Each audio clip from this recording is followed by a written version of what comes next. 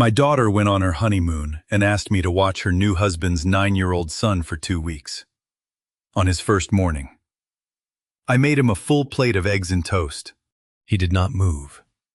He just stared at it, small hands gripping the table, knuckles white. I asked gently why he was not eating. He looked up, eyes wide with panic, whispered, "Am I allowed to?" Then broke down sobbing. What I found hidden in his backpack an hour later would end my daughter's marriage. I appreciate you sitting down with me for this one. Before we begin, leave me a quick comment. Have you ever had to protect someone you love from someone else you love? Yes or no? I want to hear it. Your words carry more weight here than you know. A small note, some details in this story are reimagined for narrative depth. The lesson at its core is what stays. The butter was still melting on the toast when the boy's hands started shaking. I had made the full spread: scrambled eggs, 4 strips of bacon, 2 slices of sourdough with butter pooling in the center, and a glass of orange juice set exactly where a 9-year-old could reach it without stretching. It was early in our 2 weeks together, and I wanted Jasper to wake up to a kitchen that smelled like someone gave a damn. He appeared in the doorway wearing a faded t-shirt 2 sizes too small. The collar stretched wide enough to show his collarbones. I smiled and pulled out his chair. "Eat up, buddy. It's going to be a good day." Jasper did not sit. He stood at the edge of the chair with his fingers wrapped around the table rim, knuckles white, staring at the plate as though the eggs might detonate. The bacon sizzle had faded to silence. The only sound in the kitchen was his breathing, shallow, hitched. The kind I had heard 1,000 times in the pediatric ICU at Albany Medical Center, when a child was trying not to cry. I knelt beside him. The kitchen tile was cold through my jeans, and I could smell the maple syrup I had set out in a small dish, untouched, warming in the sunlight that came through the window above the sink. "Hey, what's wrong?" He lifted his head. His eyes were brimming, his lower lip folded inward, the way children bite down when they are holding something too large for their mouth to carry. He looked at the plate, then at me, then at the doorway behind him, checking, I realized, whether anyone else was listening. "Am I allowed to eat this?" 4 words. A 9-year-old boy standing in his own family's kitchen, asking a grown man for permission to eat scrambled eggs on a Tuesday morning. What kind of home teaches a child that breakfast is something he must earn? I reached for his hands. They were small and cold and trembling inside my palms and my hands. 69 years old. Calloused from 3.5 decades of IVs and intubation tubes, and holding parents upright when the monitors flatlined. I steadied us both. "Of course you are. Jasper, of course you can eat. Why would you think you couldn't?" The dam broke. He collapsed forward into my chest, sobbing so hard his ribs shook against my sternum, and I could feel every single one of them through that threadbare shirt. "Because sometimes I'm not," he said into my collar. "And if I eat too much, it gets worse." I held him. I did not ask what worse meant. Not yet. Because the part of me that had spent 35 years in the PICU at Albany Medical was already running triage not on a patient behind a curtain, but on the boy in my arms. I cataloged what I saw the way I had been trained to catalog. Wrists too narrow for his age. A t-shirt from 2 summers ago. The kind a growing boy should have outgrown by January, let alone October. Fingertips with small calluses from gripping, from holding on, from the unconscious clenching a body does when it lives in a state of sustained alert. His eyes, when they opened, darted to every doorway in the room before settling back on my face, endlessly alert to whether the safe moment had expired. These were not the signs of a shy child. These were not the signs of a picky eater or a nervous kid adjusting to his grandfather's visit. I had spent 35 years reading vital signs on monitors and charts, measuring oxygen and heart rate and pupil response. But the most urgent set of vital signs I had ever encountered was sitting right in front of me, written not on a screen, but across the body of a child who was afraid to pick up a fork. I put my hands on his shoulders and looked him in the eye. In this kitchen, you eat whenever you're hungry. That is the only rule. He stared at me the way a drowning person looks at a hand reaching into the water, desperate to grab it, terrified it would pull away. I sat there on that cold kitchen tile, with the smell of bacon still curling through the air, and the butter hardening on toast that had gone cold. And I realized I had stopped breathing. Because the trained, clinical part of me, the part that had intubated newborns and coded toddlers and held dying children while their parents screamed, that part already knew exactly what I was looking at. I just was not ready to believe who had done it. I stayed on that kitchen floor longer than I should have, holding a boy who had just asked me for permission to eat in his own home. And somewhere in the silence between his sobs and my heartbeat, I made a decision I did not yet have words for. Before I tell you what I discovered that first night, let me take you back to who I am and why that question shattered me the way no emergency code ever had. I am 69 years old. I spent 35 years as a pediatric emergency nurse in the intensive care unit at Albany Medical Center, and another 10 volunteering as a guardian ad litem, a court-appointed voice for children who had no one else to speak for them. I have held babies who weighed less than a bag of sugar. I have coded toddlers whose parents could not stop screaming long enough to sign consent forms. I retired 3 years ago, believing I had seen every way a child could be hurt. I was wrong.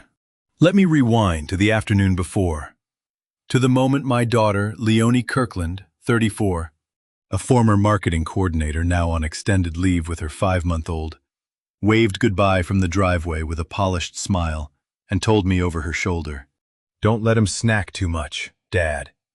We're trying to keep him on a routine."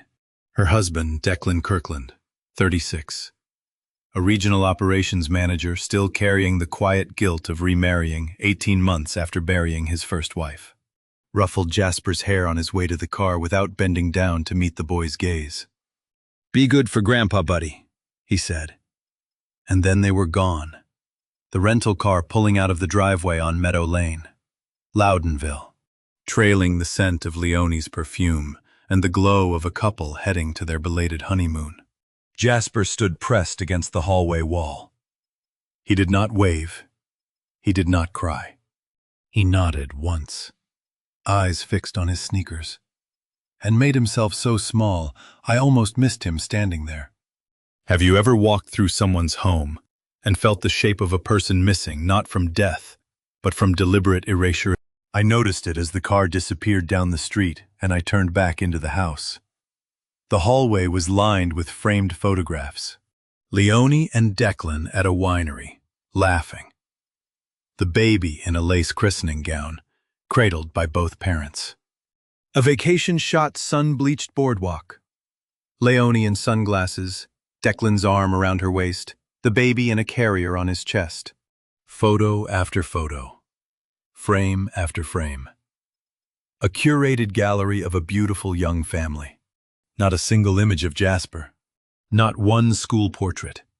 Not one birthday snapshot. Not one awkward holiday photo with a gap-toothed grin. The boy had lived in this house for 3 years, and the walls had been scrubbed of him as thoroughly as if he had never existed. I stood in that hallway and felt the temperature drop not in the air, but in my understanding of what kind of home my daughter was running. That evening I made Jasper a simple dinner. Chicken, rice, green beans. He ate slowly, watching me between bites. And when I told him he could have seconds, he stared at me for a long time before shaking his head. Not because he was full, because he did not believe the offer would hold. I checked on him at 9:30. The guest room was dark. He was curled under the blanket facing the wall, his body drawn into a shape so tight it looked practiced. The posture of a child who has learned to take up as little space as possible, even in sleep. His backpack sat on the floor beside the bed. The zipper was open an inch, a triangle of white visible in the dim light from the hallway.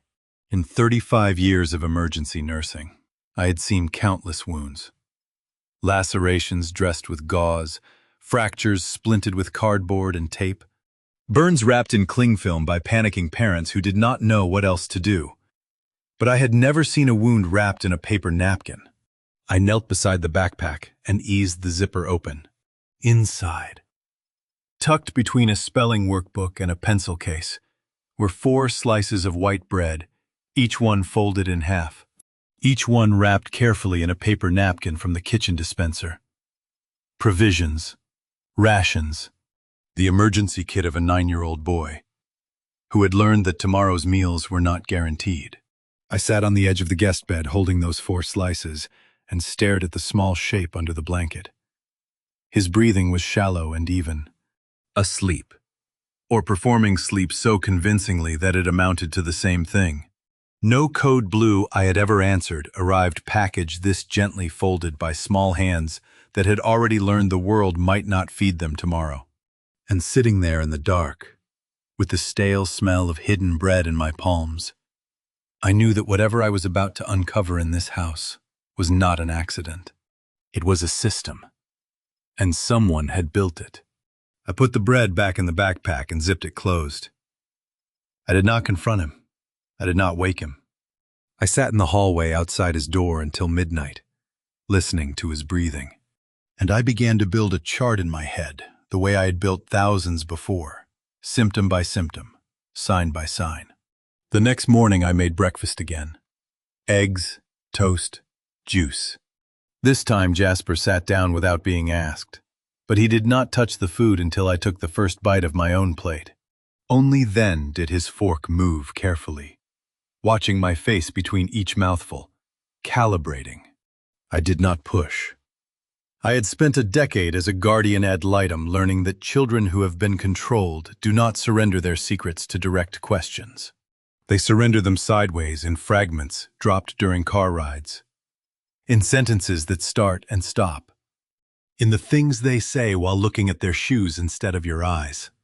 Over the next 3 days, I collected those fragments carefully, one piece at a time, like a man gathering broken glass knowing each one could cut. Day 2. While I scrambled eggs, if I finish everything and she finds out, the next day I get less. Day 3. While we sat on the living room floor with a puzzle, sometimes she puts my plate away before I'm done. She says I had enough. Day 4. While I poured him a glass of milk he had not asked for. I'm not supposed to open the fridge, that's a rule. Each sentence arrived the same way, whispered, with his eyes cutting to the nearest doorway mid-word, as if the walls had been trained to report back. He never said her name. He said she, the way inmates refer to a warden not with hatred, but with the flat precision of someone who has memorized the rules of a system he cannot escape. Let me be clear about something. A child who has memorized the rules for when he is permitted to eat is not a picky eater. He is not anxious. He is not going through a phase. He is a prisoner who has learned the schedule of his own rationing. Between his fragments, I conducted my own assessment. 35 years of pediatric triage does not switch off because you hand in your badge. I watched Jasper the way I once watched patients through observation windows, noting what the body says when the mouth goes quiet. His wrist bones jutted like doorknobs beneath skin that should have carried the soft padding of a growing boy. His collarbones pressed outward through every shirt he owned, forming ridges I could have hooked my finger under. The calluses on his fingertips, I had noticed them on day 1, were not from sports or roughhousing. They were grip calluses, the kind that form when small hands clench and hold on to things for too long. Chair edges, table rims, the straps of a backpack carried everywhere because it contained emergency provisions. His head turned toward every sound. A creak in the hallway. The furnace clicking on. A car door closing on the street outside. Each noise triggered the same micro-response, chin up, eyes wide, shoulders drawn inward before he identified the source and allowed himself to exhale. In the PICU, we called it triage, sorting the urgent from the critical in the first 60 seconds.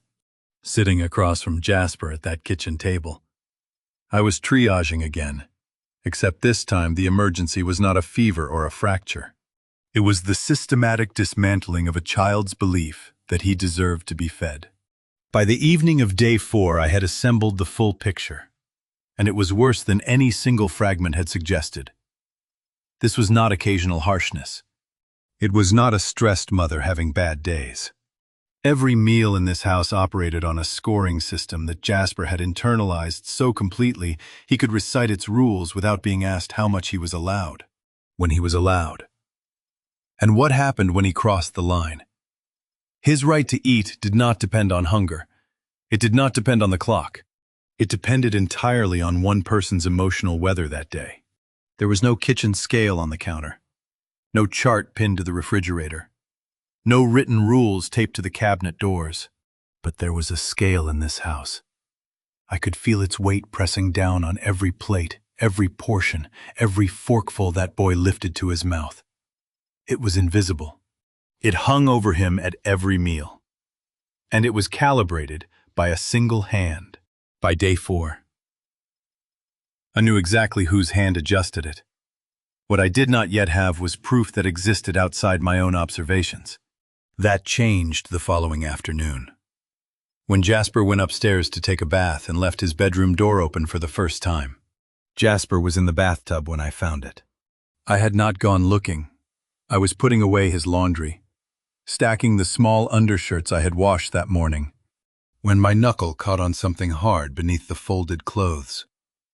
A spiral notebook, pocket-sized, wedged against the back of the dresser drawer like contraband. I pulled it free and opened it. The first page was dated March. The handwriting was careful, deliberate. The penmanship of a child who had been taught that neatness matters, pressing hard enough to dent the page beneath.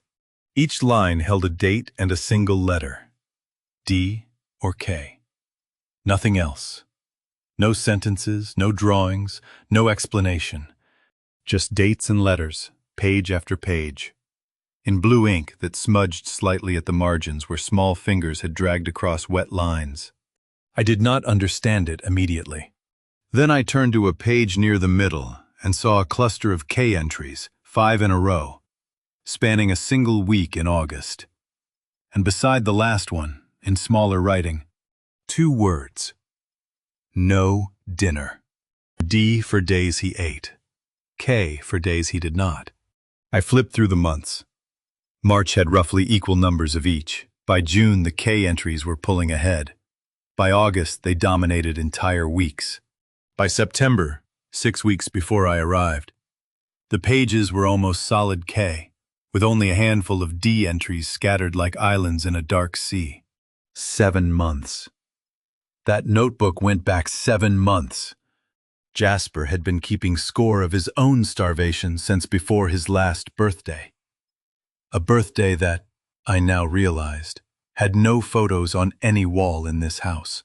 I sat on the edge of his bed with the notebook open in my lap and the sound of bathwater splashing behind the closed door. And I read every page. My hands did not shake. They had stopped shaking on day 2. What replaced the shaking was something quieter and far more dangerous. A precision I recognized from the worst nights in the PICU, when a child's numbers were dropping, and there was no room for emotion, only for the next correct action. I photographed every page with my phone.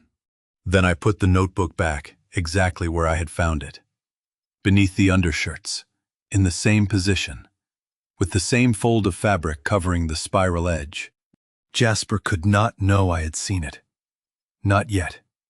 Not until I knew what to do with what I had found. That night, after he fell asleep, I stepped into the backyard and called the only person I trusted to tell me the truth about what I was holding. Desmond Finch, 63, had spent 3 decades practicing family law in Albany County. For 10 of those years, he coordinated the Guardian Ad Litem program, where I volunteered, assigning cases, reviewing reports, and teaching people like me how to be a child's voice in a system that often forgot to listen. He answered on the second ring. "I need your help," I said. "Tell me," he said. No pleasantries. Desmond never wasted a sentence when a child was involved. In the Guardian Ad Litem program, we had a saying. Emotion opens the investigation, but only evidence closes it. I had spent 4 days running on emotion on the breakfast question. The hidden bread, the fragments whispered over meals. Desmond was about to tell me it was time to switch fuel. I walked him through everything. The food rules, the clinical signs, the notebook with its 7 months of D and K entries, the 6-week spike. He listened the way he always listened, without interrupting, without reacting, letting the facts accumulate until they formed their own weight. When I finished, the line was quiet for a long time. "How long does the notebook go back?" he asked. "At least 7 months, maybe longer. The first entries are in March. You need 3 things," he said. Medical confirmation from a physician who can document the malnutrition clinically. An independent witness, someone outside the family, who has observed this pattern. And a properly recorded statement from the child himself, given voluntarily, with no leading questions. Without all 3, a family court judge will call it a custody grudge and send him right back. The October air was cold on my face. Crickets pulsed in the hedgerow. Inside the house, every light was off except the one in Jasper's window. "Don't do anything until you have what cannot be denied," Desmond said. "How many days before they come back?" 9. I stood in the backyard, holding the phone against my chest, staring at that single lit window. 9 days to find a doctor who would examine him without raising alarms. 9 days to find a witness who had seen this from outside the family. 9 days to build a case so airtight that no judge could dismiss it and no smile could disarm it. 9 days to build a fortress around a child, or lose him back to the people who were dismantling him one meal at a time. I started building the case the next morning. Desmond's 3 pillars: medical confirmation, independent witness, recorded testimony, were stakes I needed to drive into the ground before the clock ran out. The first one I could handle myself, at least preliminarily. On day 6, I told Jasper we were going to play doctor. I would be the nurse, and he would be the patient, just like the old days. He liked that. For the first time since I arrived, he grinned, a real grin, gap-toothed and unguarded, the kind that belongs on a boy who has not yet learned to ration his own happiness. We started with height. I stood him against the bathroom door frame in his socks and made a pencil mark, then measured it with the tape from Declan's toolbox. Then I took his pulse the old-fashioned way, 2 fingers on his wrist, counting the beats while he watched with the serious expression of a child who believes he is participating in real science. Then the scale. "Step on up, buddy. Shoes off." He stepped onto the white digital platform barefoot, arms at his sides, and I watched the red numbers blink and settle. When he lifted his arms for balance, his ribs pressed outward through his t-shirt, like fingers pushing against a curtain. "Am I big enough?" he asked, rising onto his toes as if an extra half-inch might change the answer. Let me tell you what a number on a bathroom scale means to a retired pediatric nurse. It is not a weight, it is a verdict. I had spent 35 years cross-referencing growth charts, plotting percentiles, tracking the curves that tell you whether a child is thriving or failing. I did not need the chart in front of me. Those numbers were etched into my memory, the way a carpenter remembers standard measurements by repetition, by instinct, by thousands of children who had stood on thousands of scales in rooms that smelled exactly like this one. Jasper was well below the 10th percentile for his age. Not borderline, not a slim build, clinically underweight by any standard I had ever applied. The number on that scale was not a data point. It was an indictment. "You're perfect, buddy," I said. And my smile held because I made it hold. "You're exactly right." He beamed. He jumped off the scale and asked if he passed. I told him he aced it. Then I walked him to the kitchen and made him a snack: apple slices, peanut butter, a glass of milk, and I watched him eat every bite with the cautious, grateful precision of a boy who still was not entirely sure the food would keep coming. I wrote the number down after he went to bed. Beside it, I wrote the date, the time, and the percentile range. The first brick in Desmond's evidentiary wall. The next evening. Day 7, the phone rang while I was washing dishes. Declan's name lit up the screen. How do you tell a father that the system his wife built around his son's meals is not discipline? How do you say those words to a man who is calling you from a beach somewhere? Relaxed and trusting, asking if everything is fine. You do not. Not yet. Not until you have what cannot be denied. Hey, Irv, just checking in. Everything good? Everything's great, I said. He's doing well. Good. Good. Listen, Leonie wanted me to remind you, don't let him graze. She's been really consistent about his eating schedule, and she doesn't want him backsliding. I held the phone steady. The water was still running. Through the kitchen window, I could see the backyard where I had stood 2 nights ago, staring at Jasper's window, counting the days. No worries, Declan. We're keeping things steady here. Thanks, Irv. He can be a handful with food if you let him. Leonie's got a whole system. A whole system. He said it the way you might say she's got a whole garden, or she's got a whole filing method. Casually, proudly even, as if the system were an accomplishment rather than an architecture of control, designed to regulate how much food a 9-year-old boy was permitted to consume in his own home. He was not lying to me. He was not hiding anything. That was the worst part. Declan was cheerfully repeating words his wife had planted in his mouth, enforcing rules he had never examined, praising a routine he had never questioned. He was not complicit. He was something almost harder. To fight a good man who had handed his trust to the wrong person and never asked for a receipt. I told him to enjoy the rest of the trip. I told him Jasper was in good hands. And when I hung up, I stood at the sink and stared at the water running over my hands, because I now had 7 days left and a father who did not even know his son needed saving. I spent the next day turning Declan's words over in my head. The cheerful voice, the casual phrasing, the pride in a system he had never once examined.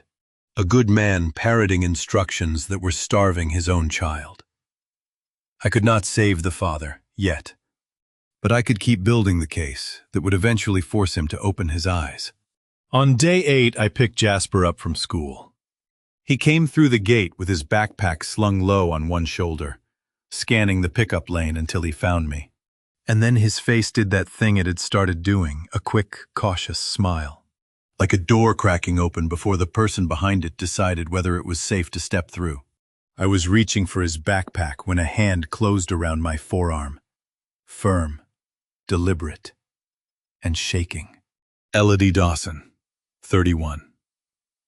Jasper's 4th grade homeroom teacher at Loudonville Elementary, stood beside me in a chalk-dusted cardigan with red-rimmed eyes and the nervous grip of a woman who had been waiting months for the right person to tell. "Are you Jasper's grandfather?" she asked. "The one who was a nurse?" "I am. I need to tell you something I should have told someone months ago." She steered me 3 steps from the crowd, close to the chain-link fence where the last school buses were pulling away. Jasper sat on a bench nearby, drawing in the dirt with a stick. The October air smelled like wet leaves and the faint chalk and disinfectant scent that clung to Elodie's sleeves. "Every snack time," she said, keeping her voice barely above a whisper. "Every single day, he wraps his cookies or his crackers in a napkin and puts them in his bag. He does not eat them. He saves them." She paused, watching my face for a reaction. I gave her none. I needed her to keep going. I asked him once, just casually, "Why don't you eat your snack, Jasper?" And he said, "Just in case, that's all, just in case." I want you to understand something. When a teacher tells you a child wraps snack time cookies in napkins every single day just in case, she is not describing a quirky habit. She is not describing a picky eater or an anxious kid. She is describing a survival strategy. The same one I found in his backpack on the first night. The same one documented in the notebook hidden in his dresser. A pattern so consistent, it had its own rhythm, its own calendar, its own logic. And it had been running long before I ever set foot in that house. I almost called home, Elodie said, her fingers twisted around each other. But the family, they show up to every school event. The mother brings cupcakes for class parties. The father coaches the Saturday soccer clinic. They look like they have it all together. I thought maybe I was overthinking it.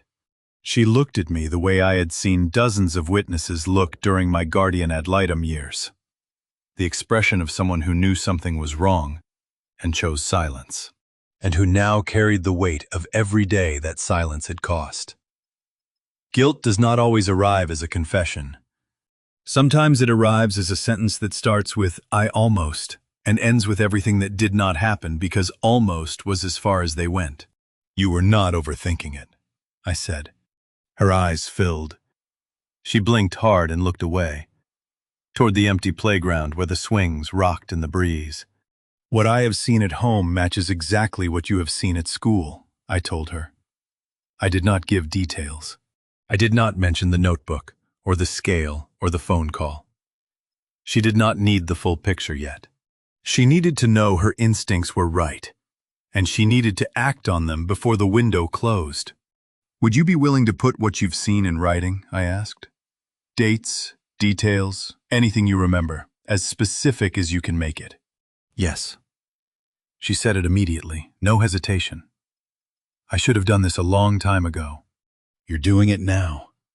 That's what matters. I watched her walk back toward the school building, wiping her eyes with the back of her hand. She had been carrying this alone for months, uncertain, afraid of being wrong, afraid of accusing a family that brought cupcakes and coached soccer and smiled at every parent-teacher conference. But nobody is overthinking it when a child hides food. That is not a guess. That is not an overreaction. That is a diagnosis. I had 2 of the 3 pieces Desmond required. An independent witness who had observed the pattern for months before I arrived, and a notebook full of evidence in a child's handwriting. The 3rd piece would require me to walk Jasper into a doctor's office and ask an old colleague to put clinical numbers on paper. But that night, something else happened first. Something I had not planned for, and something that changed the shape of everything I thought I understood about this boy. That evening, after dinner, Jasper asked me if I could keep a secret. He said it quietly, standing in the kitchen doorway with his socks sliding on the hardwood. And the way he said it told me he had never trusted an adult with one before. I can keep a secret, I said. He studied my face for a long time. Then he took my hand and led me to the guest room. He knelt beside the wardrobe and reached beneath the bottom shelf, his arm disappearing up to the elbow into the gap between the wood and the carpet. When he pulled his hand back, he was holding a small cardboard box, worn soft at the corners, held together with a single rubber band that had been stretched and replaced so many times it had left a permanent groove in the cardboard. He placed it on the bed between us like an offering, like a reliquary, like the most valuable thing he owned, which, I would learn in the next 60 seconds, it was. You have to promise not to tell her, he said. She said if she ever finds it, she'll throw it away. What's inside, buddy? He looked at the box, then at me, then at the door. My mom. He said it the way some people say a prayer, quietly, quickly, as if saying it too loud would summon the person who had forbidden the words. He pulled the rubber band off with practiced fingers and lifted the lid. Inside were 3 photographs, their edges softened from handling. The first showed a young woman holding a baby Jasper, maybe 6 months old, his face round and full, pressed against her neck. She was laughing. Her hair fell across her forehead, and the light caught the side of her face in a way that made her look like she had been interrupted in the middle of joy. The second photograph was taken in a kitchen. I did not recognize the same woman, standing at a counter, looking over her shoulder at whoever held the camera, smiling with flour on her hands. The third was quieter.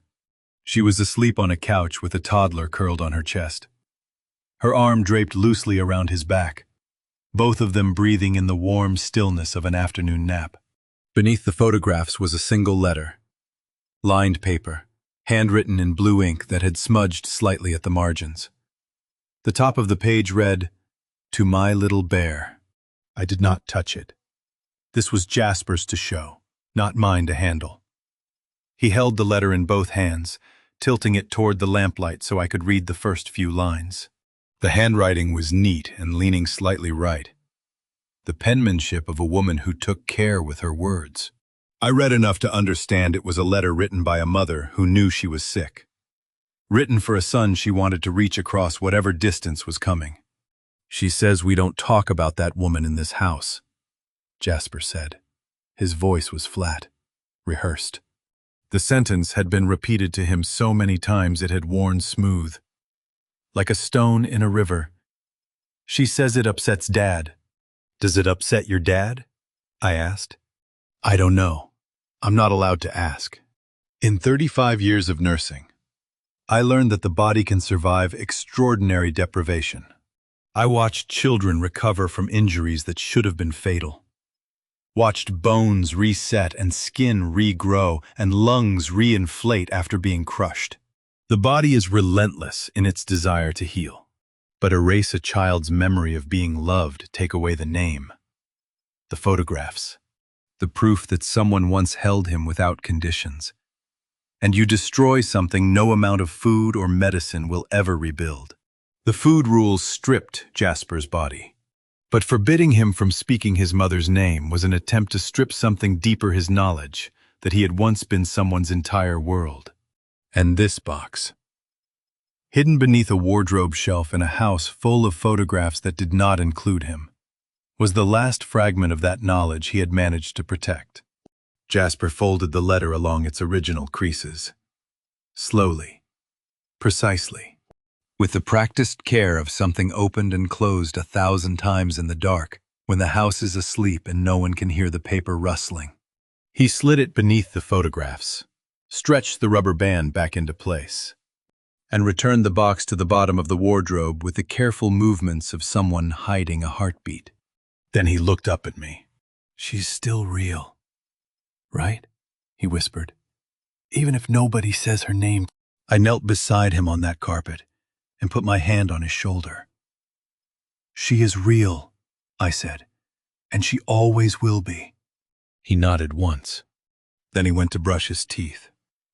And I stayed kneeling beside that wardrobe for a long time, listening to the water run, understanding for the first time that what I was fighting was not just hunger. It was erasure. Jasper's question stayed with me through the night. She is still real, even if nobody says her name.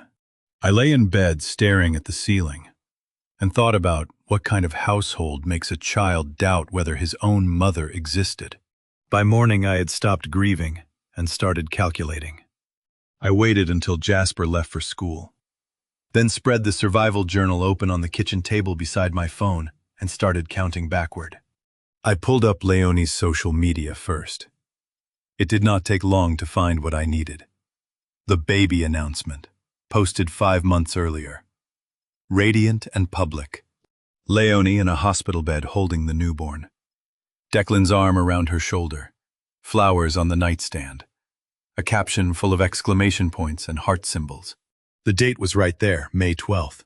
I turned back to the journal. My finger traced the entries from March. The earliest pages mostly D-days, with the occasional K scattered across a week like a warning sign nobody was reading. April looked similar.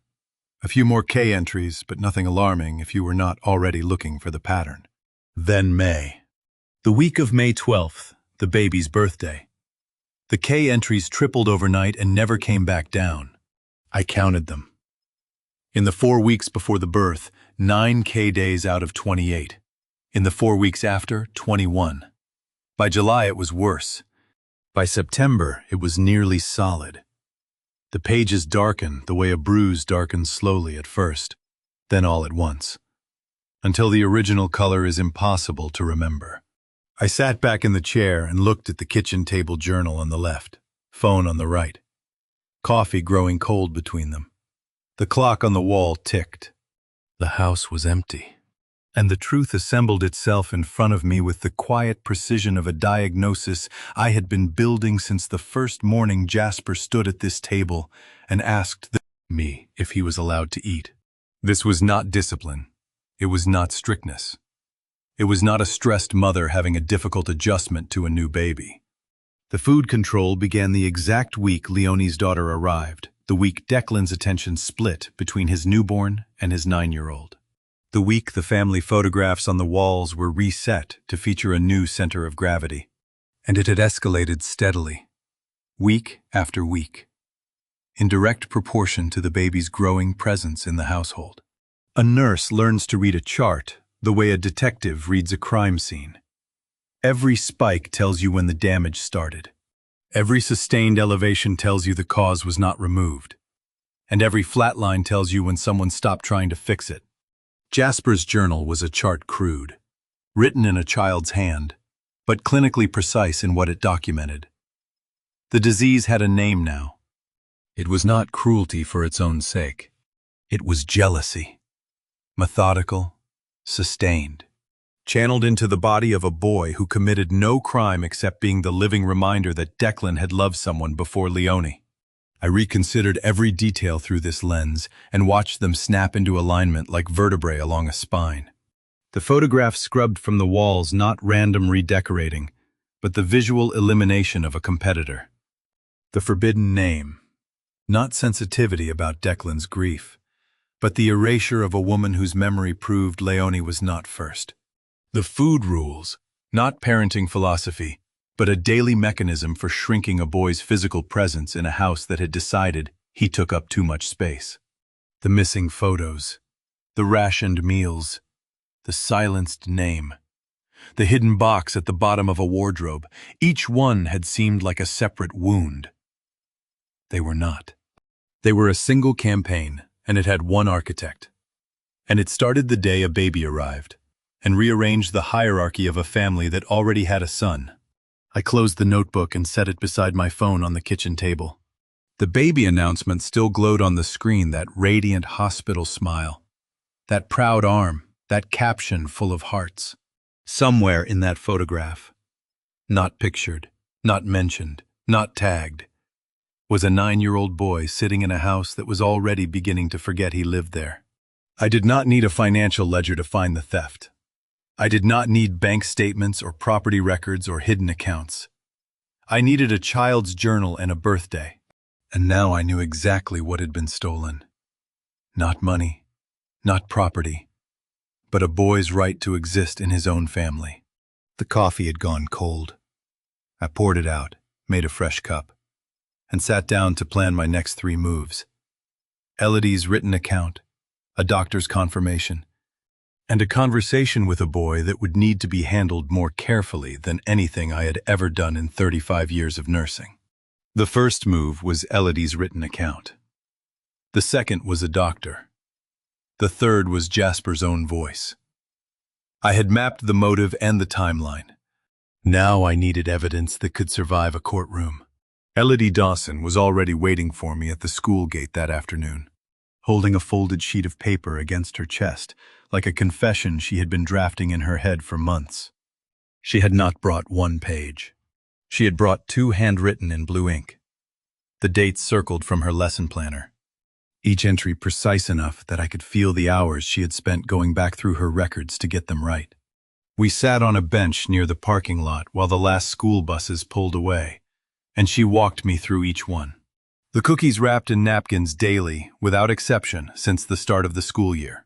The mornings Jasper arrived listless and pale, unable to focus through first period. The afternoon he fell asleep at his desk and she let him rest because she did not have the heart to wake a boy who looked that exhausted. Then she told me about September. There was one day, September 3rd, she said, pressing the paper flat with trembling fingers. He told another student at the lunch table that he didn't get dinner the night before. Just said it, matter of fact, like he was talking about the weather. And then she stopped. Her jaw tightened. Then he grabbed the boy's arm and said, "Please don't tell anyone I said that." A 9-year-old boy told a classmate he did not get dinner. And then he grabbed that child's arm and begged him to forget he ever said it. That is not a quirky kid having a bad day. That is a child who has been trained to police his own testimony, to seal the leaks in a system that depends on his silence to survive. "I should have called someone," Elodie said. "I know that now." I looked at that family and I saw the cupcakes and the soccer coaching and the matching Christmas sweaters. And I told myself I was overthinking it. I will carry that for the rest of my life. "You are not carrying it alone anymore," I told her. I took the pages and thanked her. Then I drove Jasper home and made him dinner. A full plate, no conditions, and waited for the phone to ring. It rang at 8:15. Declan. This call was different from the first. His voice had an edge to it, not alarm, but the faint discomfort of a man who has been sitting with a thought he cannot quite name. The vacation ease had thinned. "Between us," he said. "Leonie's been a little intense since the baby came. She's tough on him sometimes, but honestly, Irv, he needs the structure. Boys that age push boundaries." I kept my voice neutral. The kind of neutral I used to use with parents in the PICU when I needed information they did not yet know they were giving me. "Has she always been this strict with him?" "It's just her way. She wants what's best for everyone." A pause, then, like a reflex. "She's a good mother, Irv. She really is." How many times can a man say she is a good mother before the repetition itself becomes the confession that he knows she is not? Declan said it the way you knock on wood. Not because you believe in the ritual, but because you are afraid of what happens if you stop. He was not lying. He was not concealing. He was doing something more complicated and more heartbreaking. He was acknowledging, in the softest possible language, that something was wrong in his house, and then immediately covering that acknowledgement with a word that made it disappear. Intense. Tough. Structure. Each word was a bandage laid carefully over a wound he refused to examine. Because examining it would mean choosing between his wife and his son, and he was not ready to choose. I told him Jasper was doing fine. I told him to enjoy what was left of the trip. I did not tell him that his son's teacher had spent her lunch break writing a 2-page account of the evidence she had watched accumulate since September. I did not tell him about the journal, or the scale, or the hidden box beneath the wardrobe shelf. I hung up the phone and sat in the quiet living room with Elodie's pages on the coffee table, beside the notebook. 2 pillars built, 1 remaining. Declan was not a villain. He was not even a liar. He was a man who had learned to look at his wife's cruelty and call it structure. Because the alternative would mean choosing, and he did not want to see. Because seeing means choosing. In 4 days. I was going to make sure he could no longer look away. But first, I needed a doctor. I needed a doctor who would look at the numbers and say out loud what I already knew. I needed it on paper, with a signature, in language no judge could misread. So on day 11, I drove Jasper to Albany and walked him into a clinic I had trusted for 20 years. The digital scale in Dr. Barton's examination room blinked twice before settling on a number that made Josette pull her reading glasses off and clean them, as though the lenses were the problem. Josette Barton, 61, had spent 2 decades beside me in the Albany Medical PICU before opening her own pediatric practice across town. She had seen everything I had seen. The same broken bodies, the same panicked parents, the same midnight codes that ended in silence or in miracles. I trusted her completely, without reservation, and without the need to explain what I was asking for, the kind of trust that only comes from having stood next to someone while children died. I had told her it was a routine checkup. She knew it was not. She knew me well enough to read the call I had made the night before, the careful voice, the specific request for a full growth assessment. And she had cleared her morning without asking why. Jasper stepped onto the scale without being asked. Barefoot on the cold platform, arms at his sides. He had done this before. He knew the posture. He looked up at Josette with the expression of a child who has been weighed many times and learned that the number never satisfies. "I'm always the lightest in my class," he said, matter of fact, rehearsed. "Mom says it's because I'm built like a bird." Built like a bird. My daughter had given this boy a script for his own starvation, a line so polished he delivered it without blinking. A cover story embedded so deep he believed it was his own thought. Leonie had not just controlled his food, she had controlled his understanding of why he was hungry. Josette smiled at him. "You did great, sweetheart. Why don't you go sit in the waiting room? There's a juice box and some crayons with your name on them." He patted out in his socks. The door clicked shut behind him. Josette turned to her computer and pulled up the growth chart. I did not need her to explain what I was looking at. I had read thousands of these in my career, but hearing it from her made it real in a way my own assessment could not. A growth chart is supposed to climb. It is a record of a child becoming more taller, heavier, stronger, closer to the person he is growing into. Jasper's line descended like a staircase into a basement. Each measurement was a step further below the surface. Each visit recorded by his previous pediatrician before Josette showed a boy who was becoming less. "This is not a skinny kid," Josette said. Her voice had dropped into the register I recognized from the worst nights in the PICU flat. Precise, stripped of everything except the facts. "This is 5 months of decline. Consistent, progressive, entirely environmental. His blood work from 2 years ago was normal. I can rule out celiac, thyroid, absorption disorders. Someone is not feeding this child." She turned from the screen and looked at me. "I know what you're building, Irving. I know the nurse in you wants to gather every last piece before you move. But I am telling you as your colleague and as a mandatory reporter. We have 72 hours from this examination to file with CPS. 72 hours. That is all the law gives you once a doctor writes the words, consistent with neglect, on a chart. Not 72 hours to decide. 72 hours to act. The deciding was already done the moment that scale blinked its number. "And Irving," she said, "you know this already, but I need to say it out loud. You've seen exactly what I've seen. Whether or not the law holds a retired nurse to my exact clock. I don't think either of us wants to test that. The clock is not just mine. It is yours, too. In every way that matters. I had planned for 9 days. Desmond had told me to build the case properly, piece by piece, no shortcuts. I had followed that plan exactly. And now, on day 11, a 72-hour countdown had just landed on top of my careful timeline, like a stone dropped onto a house of cards. Josette closed the chart, set both palms flat on her desk, and looked at me the way she used to look at me when a child's numbers were crashing and there was no more time for discussion. 3 days, Irving. Not 1 hour more. I walked back to the waiting room. Jasper sat cross-legged on the floor, carefully coloring a cartoon elephant purple, a half-finished juice box beside his knee. He looked up and smiled. He had no idea that a clock had just started ticking above his head, and that when it reached 0, his mother's world would shatter. I drove Jasper home from the clinic with a 72-hour clock ticking in my chest like a second heartbeat.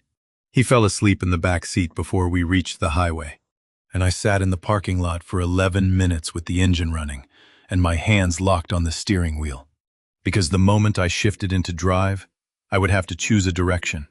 2 paths. Each one led to a different version of who I was.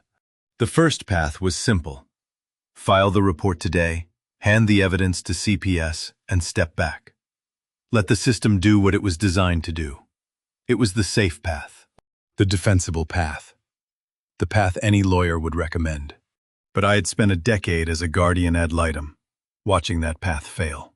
I had watched caseworkers arrive at homes where the kitchen was suddenly spotless, the fridge suddenly full, the mother suddenly radiant and cooperative, I had watched charming parents smile their way through welfare checks while the child sat in the next room with rehearsed answers and old bruises under new sleeves. If I filed cold without confrontation, without Declan's eyes on the evidence, without forcing the truth into the open, Leonie would have time to prepare. And my daughter knew how to prepare.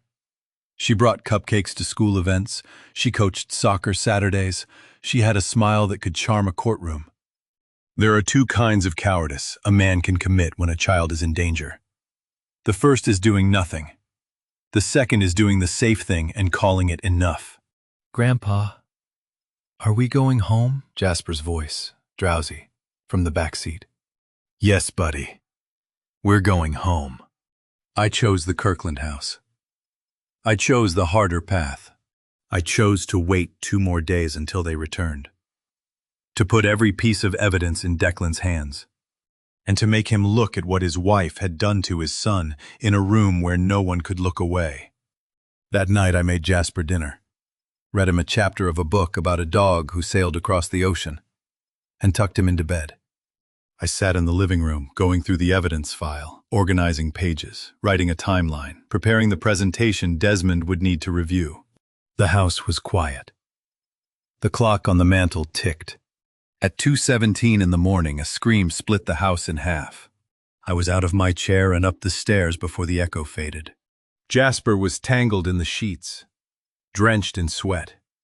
His eyes open, but seeing something that was not in the room.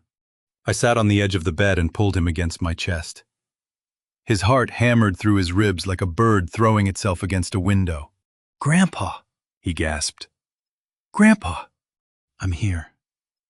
I'm right here. You're safe." His fist clenched in my shirt collar, and his breathing came in jagged pulls. The shampoo in his hair smelled like green apples. The night air through the cracked window was cold on my arms. I held him and waited. "She said." He swallowed. His voice was barely there, dragged out of a dream that had not finished with him yet. "She said if only it were just her and the baby. She said it to Daddy. She said I wasn't supposed here. If only it were just me and the baby." 6 words. That is all it takes to erase a 9-year-old boy from his own family. 6 words spoken loud enough for a child to memorize in his sleep, and quiet enough for a father to pretend he never heard. My daughter had said those words in her home. To her husband, within earshot of a boy who already knew he was disappearing. She had not just withheld food. She had not just erased photographs. She had spoken the wish out loud. The wish that he did not exist. And he had carried it into his dreams the way he carried bread into his backpack, secretly, carefully. Because it was too heavy to put down and too dangerous to show anyone. "You were always supposed to hear, buddy," I whispered into the dark. "And I heard you. I promise you that." His grip loosened slowly. His breathing steadied. He fell back asleep against my chest, and I stayed on the edge of his bed until the fist in my shirt went slack. Then I walked downstairs, opened my phone, and checked Leonie and Declan's return flight. 2 days. 48 hours until their car pulled into this driveway. The mandatory reporting clock and the homecoming now pointed at the same window. I was done building carefully. I was done waiting. In 48 hours, I intended to be standing in that driveway with every piece of evidence I had gathered. And I was going to make it impossible for anyone in this family to look away ever again. 48 hours. I spent the first one preparing the case and the second one preparing myself. At 6 in the morning on day 12, I spread every piece of evidence across the kitchen table in neat rows. The journal, the teacher's account, the growth chart, and called Desmond before the coffee finished brewing. He answered on the first ring. He always did when children were involved. I walked him through each piece. The journal with its months of entries. Elodie's handwritten pages with dates pulled from her lesson planner. Josette's clinical findings and the descending curve on the growth chart. 3 independent sources, 3 angles, the same conclusion. I laid it out the way I used to present patient histories during shift change, chronological, dispassionate, airtight. Desmond listened without interrupting. That was his courtroom habit. Let the witness speak until the silence after the last sentence told him whether the testimony would hold. When I finished, the line went quiet for a long time. "Walk me through it again," he said, slowly. "Pretend I'm the judge who's already skeptical." I did. Same order, same facts, same conclusion. "It's good, Irvin. It's genuinely good. 3 pillars, 3 independent witnesses, documented timeline, but there's a gap." "What gap?" "The child." I had built the case like a house foundation, walls, roof. And Desmond had just told me the house had no door, without the child's own voice. No judge could walk inside. "A defense attorney will argue you coached all 3 witnesses," he said. His voice had the careful cadence of a man who had watched good cases collapse for exactly this reason. "The journal, you had access to it. The teacher, you approached her. The doctor, she's your former colleague. Every piece of evidence runs through you.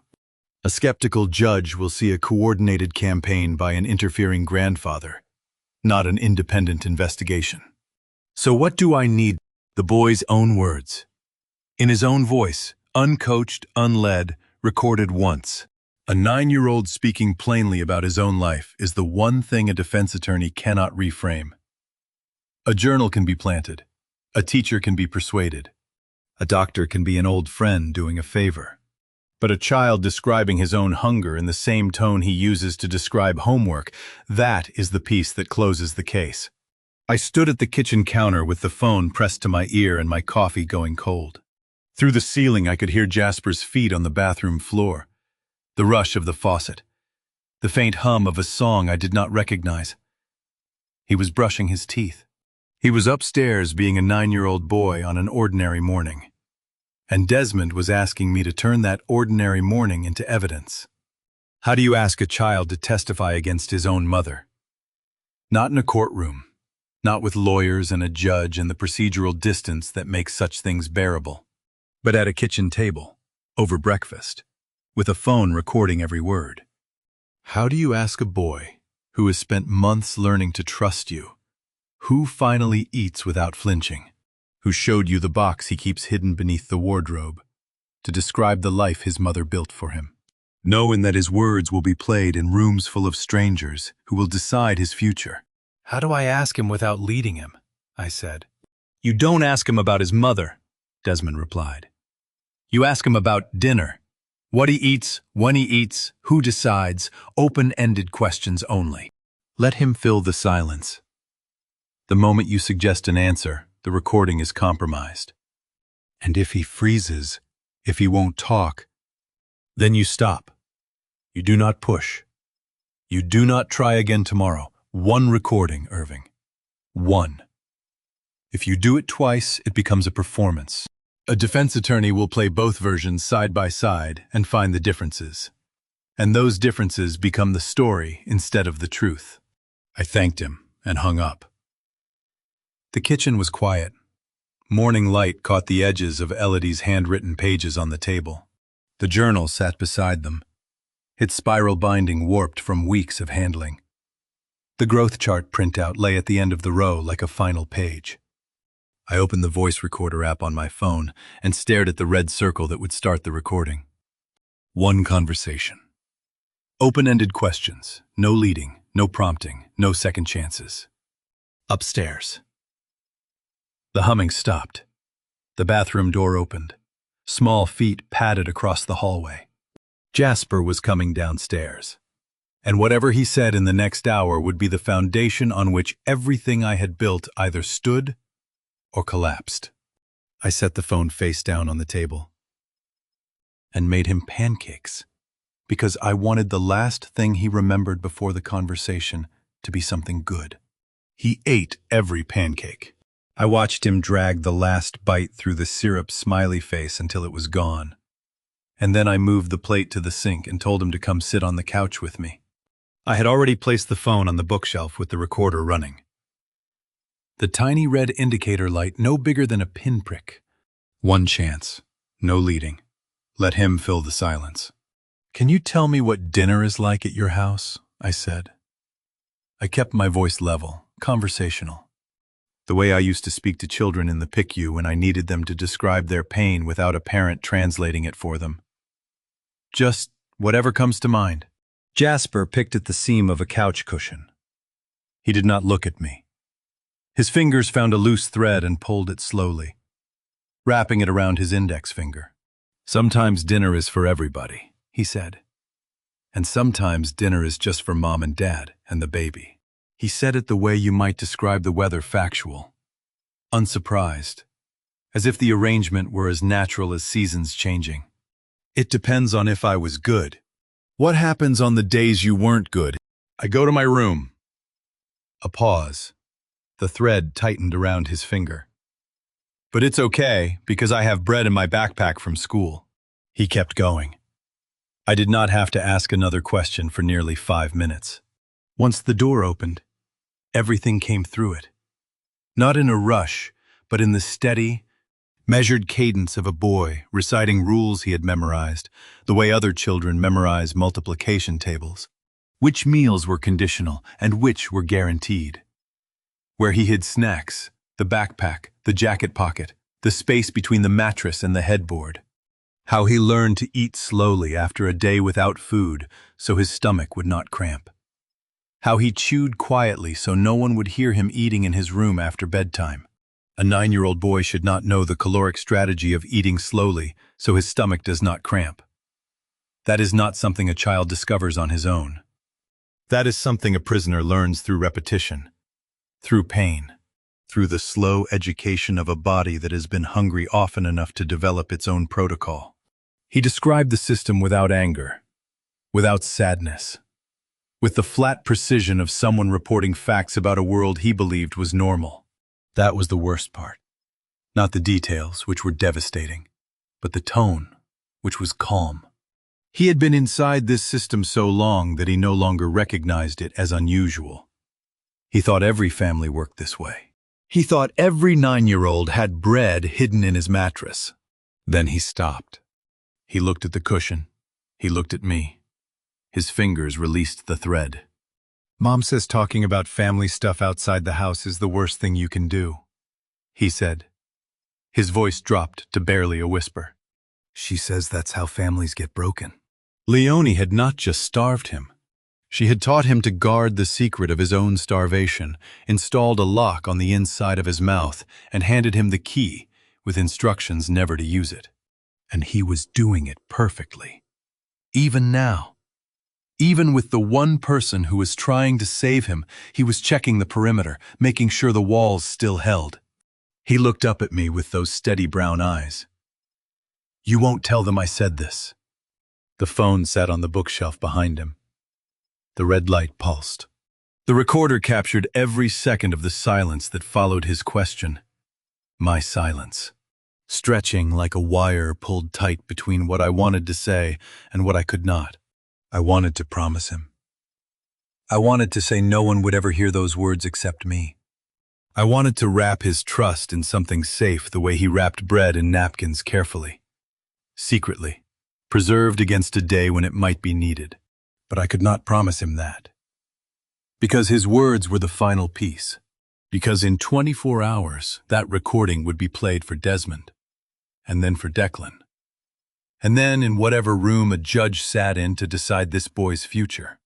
Every syllable he had just spoken would be heard by strangers. The cramping, the quiet chewing after bedtime. All of it delivered in a voice so calm, it would break every person in that room. He was watching me, waiting for the promise. I opened my mouth and nothing came out. Because the only honest answer was the one that would betray everything he had just given me. And the dishonest answer was the one that would protect his trust, but cost him his freedom. I could not promise him that, and I could not tell him why. I told him I would always protect him. It was the closest thing to the truth I could offer. And he accepted it, the way hungry children accept half portions, grateful, trained not to ask for more. After he fell asleep, I carried him to bed, pulled the blanket to his chin, and came back downstairs to finish what his words had started. The question had been nagging me for days. Why was Jasper hungry on some days and fed on others? The K markings in the journal fell on specific days with a regularity that felt scheduled. Tuesdays and Thursdays. Occasion a Sunday. Never the day after. I opened my laptop at the kitchen table and pulled up Leonie's Instagram beside the journal.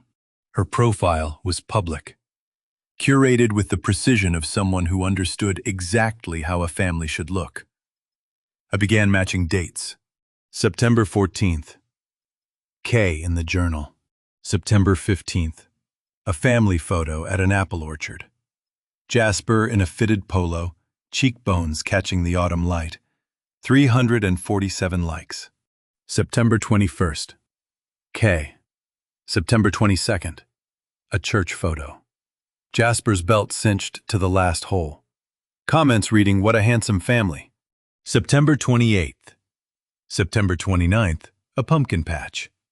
Jasper holding a gourd nearly as heavy as he was. Leonie's caption reading, "Blessed beyond measure." 347 people liked that orchard photo. 347 people looked at a starving boy in a fitted polo and saw a handsome family. Not one noticed his collar hung loose, his wrists too thin for his watch, his smile carrying the careful stillness of a child performing on command. I scrolled further. October, August, July. The pattern held a K, followed within 24 hours by a polished family photo. She had not been punishing him with hunger. She had been grooming him for the camera. The starvation was choreography. Every heart react was applause for a performance built on a boy's empty stomach. And my daughter was the director who starved her lead actor thin enough to fit the frame. Before I tell you what my daughter said on the phone that evening, before I let you hear the sentence that destroyed my last excuse, drop your guess in one sentence. How do you think Declan will react when he finally sees what she's done? A quick note. Some details ahead are adapted for narrative purposes. The message is what matters. The phone rang at 7:40.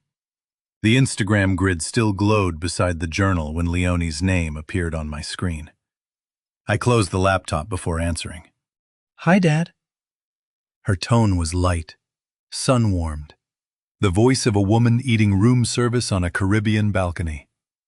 "Just checking in. How's everything?" "Good. Jasper's asleep." "Already?" A small laugh. "Don't spoil him while we're gone, Dad. I've been working hard on his boundaries and I don't want to start over when we get back." Boundaries. The word landed like a stone in still water. I watched the ripples spread across everything I had seen on that screen. Every K, every photo, every calibrated day of hunger. "What do you mean by boundaries?" Leonie, she sighed with the exaggerated patience of someone who believes she is being reasonable. "You know, structure, consistency. He needs firm rules or he spirals. He seems fine here. He ate everything I made tonight." A pause shorter than a breath. Then her guard dropped for exactly one sentence. "You don't understand. Dad, he's not really my child. Not the way the baby is. It's different. You'll see when we're home." Not really my child. 4 words. That is what 9 years of school lunches and bedtime stories and scraped knees amounted to in my daughter's accounting, a boy who was not really hers. She said it the way you might mention a houseplant that came with the apartment. She laughed and moved on to describing the hotel breakfast buffet, the fresh mango, the made-to-order omelets, the terrace view. She talked for 6 more minutes about food. I held the phone away from my ear and stared at the Instagram grid on my laptop. Row after row of a smiling family. Every photo taken the day after a K in a boy's survival journal. My daughter had just told me, in the lightest tone imaginable, that Jasper was not really her child, and she had no idea that by tomorrow evening, I would be standing in her living room, making sure he never had to be again. Tomorrow evening, I would be standing in that living room when she walked through the door. But first, I needed the case to be airtight, and at 6:47 in the morning, before the coffee finished brewing, my phone chimed with an email from Elodie Dawson. a scanned PDF, 7 handwritten pages, and a single line in the body of the message. I should have sent this months ago. I opened it at the kitchen table. Her handwriting was small. Teacher neat. The letters pressed hard into lined paper, as if she were carving each word into something permanent. She described the weight loss she had watched unfold across the school year. She described Jasper's focus fading after lunch periods, where he sat with nothing in front of him. She described the excuses, allergies, a sensitive stomach, a new diet his mother was trying. All of it matched what I already knew. Corroborated in the medical findings. Then I reached page 4. The 3rd of September. 3 weeks before Leonie ever asked me to babysit. 3 weeks before I stepped foot inside this house. Elodie had written the entry in her planner that same afternoon and copied it verbatim into the statement Jay told Marcus Holloway at the lunch table. Sometimes I'm not allowed to eat. I wrote it in my planner. I did not call anyone. I will never forgive myself for that. The 3rd of September. A boy told a classmate he was not allowed to eat, and an entire school heard it and did nothing. The alarm had been ringing for weeks before I ever walked into this house. I was not the first person to know. I was just the first one to listen. I read the sentence again. Then I understood what it meant for the case. No attorney could argue that I had coached Jasper. No one could claim I had manufactured evidence or planted ideas in a child's head. Elodie's account predated my involvement entirely. The timeline was the proof the boy had been telling people he was hungry long before his grandfather ever showed up to hear it. I texted Desmond 3 words. Check your email. Then I forwarded the PDF with a single note. Teacher's written statement includes an incident from the 3rd of September before I was ever in the picture. His reply came in under 2 minutes. This is the piece that makes coaching impossible to argue. Case file is complete. We are ready. I sat with that for a long time. The coffee went cold. The morning light shifted across the table. Ready. After 13 days of photographs and journal entries and medical records and a recording that still made my chest ache every time I thought about it, the word felt both too small and too heavy. That evening, Jasper appeared in the kitchen doorway in socked feet. He stood there watching me the way he always did, reading the room first, measuring the temperature of the adult in it before deciding whether it was safe to enter. I had papers spread across the table and closed the laptop when I saw him. "Grandpa?" His voice was barely above a whisper. "Am I in trouble for what I said yesterday?" He had been carrying that question all day. 16 hours of wondering whether the words he gave me had broken some rule his mother installed. The one about family business staying inside the house. He stood in the doorway with his shoulders pulled in, already bracing for the answer. I got off the chair and knelt on the kitchen tile so my eyes were level with his. "You are not in trouble," I said. "You will never be in trouble for telling the truth. What you told me was brave, and I am proud of you. There is a difference between a child who stops crying and a child who feels safe. The first one has learned silence. The second one has found a person." And when Jasper stepped forward and leaned into me, I felt the exact moment he stopped performing safety and actually felt it. His shoulders dropped. His breathing slowed. The rigid posture that had held his body in a permanent flinch since the first night I tucked him in, it released all at once. Like a fist unclenching. "Promise," he said into my shoulder. "Promise," I said. And this time I meant it, without reservation. Because protecting him and using his testimony now pointed in the same direction.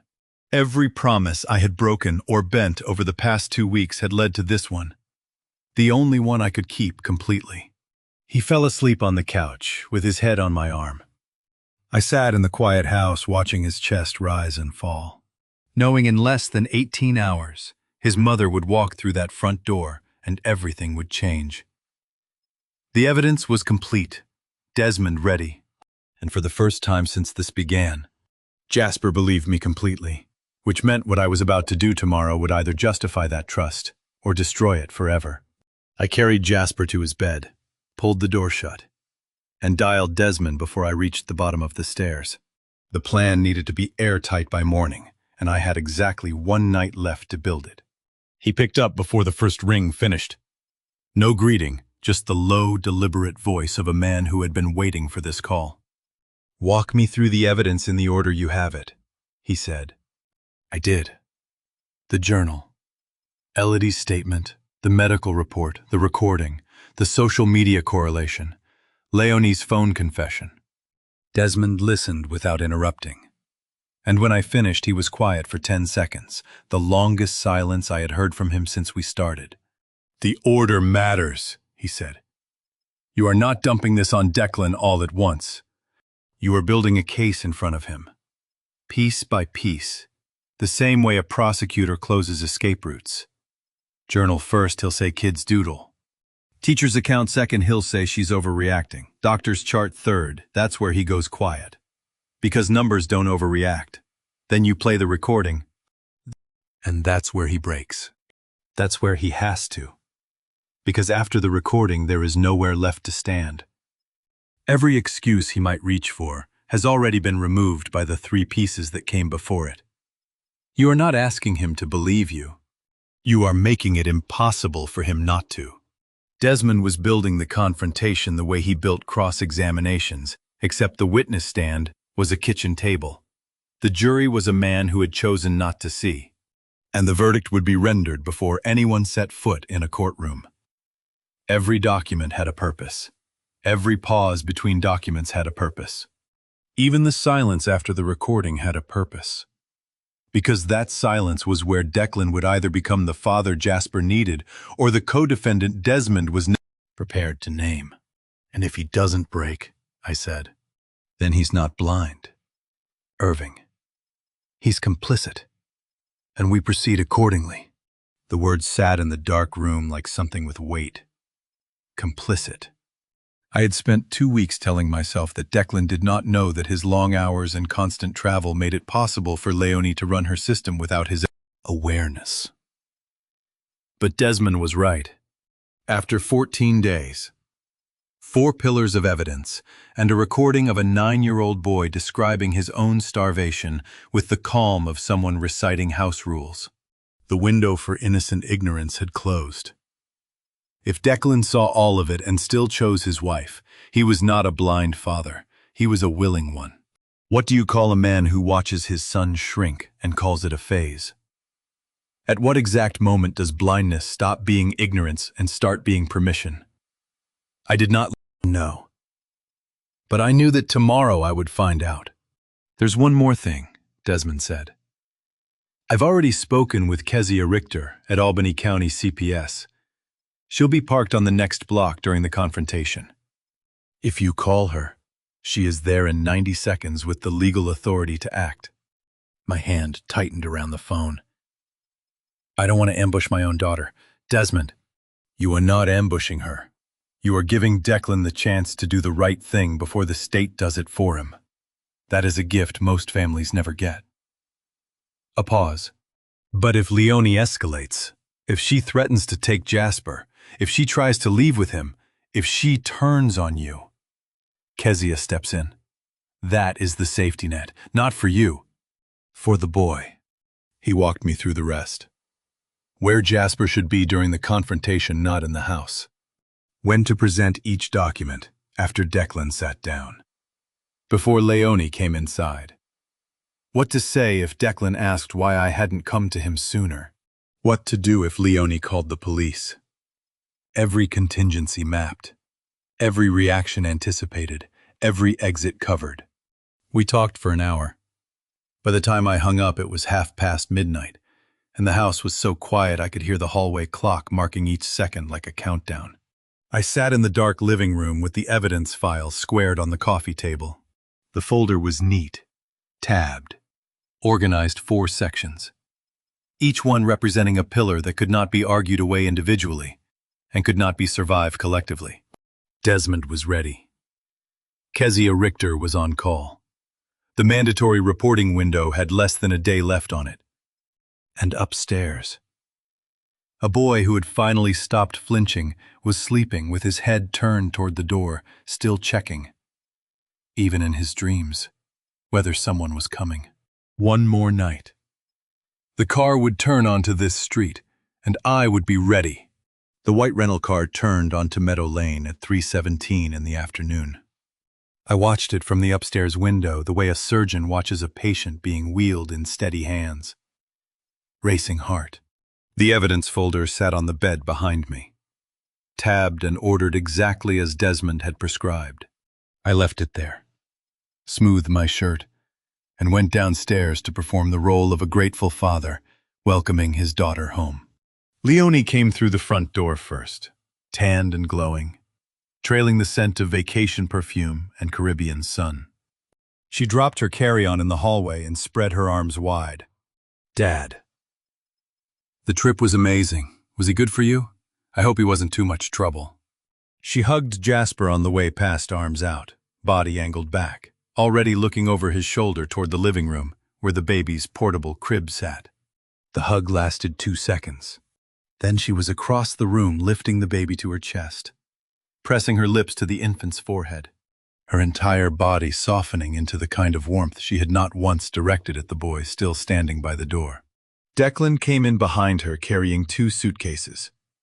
He set them down, ruffled Jasper's hair without looking at him, and said, "Hey, buddy, you behave for Grandpa." Jasper nodded. He did not say anything. He stood in the hallway watching his stepmother cradle the baby and his father sort through luggage.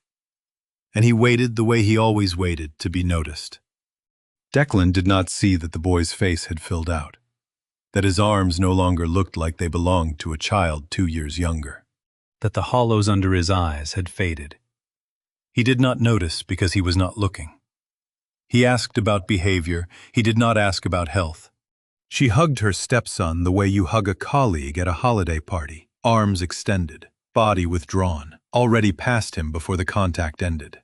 I stood at the foot of the stairs and catalogued it the way I had catalogued every piece of evidence over the past 2 weeks, observed, documented, filed. "He was no trouble at all," I said. "We had a wonderful time." Each word cost me something. But the plan required one more night of normalcy, and I delivered it. Over the next hour, the house filled with honeymoon stories. Leonie narrated the resort, the excursions, the sunset dinner cruise. The hotel breakfast buffet, described in the same cheerful detail she had used on the phone 3 nights ago, while her stepson's starvation calendar sat open on my table. She unpacked gifts on the living room floor, a silk scarf for herself, a linen shirt for Declan, a tiny embroidered outfit for the baby that she held up to the light and turned slowly so everyone could admire the stitching. Nothing for Jasper, no bag, no mention. He sat on the couch with his hands folded and watched the gifts emerge one by one. And when the suitcase was empty, and still nothing had his name on it, he looked down at his hands and did not look up again. How does a mother leave for 2 weeks, come home to a child who has gained 4 pounds in her absence, and not ask a single question about what changed? The answer was sitting in front of me in a white blouse and a Caribbean tan. She already knew what he looked like when someone fed him properly. She just preferred the other version. "You look rested, Dad," Leonie said, pouring herself a glass of wine at the kitchen counter. "I hope Jasper wasn't a burden." "Not a burden," I said. "Not at all." She did not hear what I meant. She heard a father confirming that her stepson had been manageable, low maintenance, invisible, requiring nothing more than a roof and whatever scraps she had portioned out before she left. She did not hear a man who had spent 14 days documenting every dimension of her cruelty and was now standing in her kitchen with the evidence upstairs and CPS caseworker's number saved in his phone. Leonie caught my eye across the counter and smiled. Warm, grateful. The devoted daughter thanking her father for holding things together while she was away. I smiled back.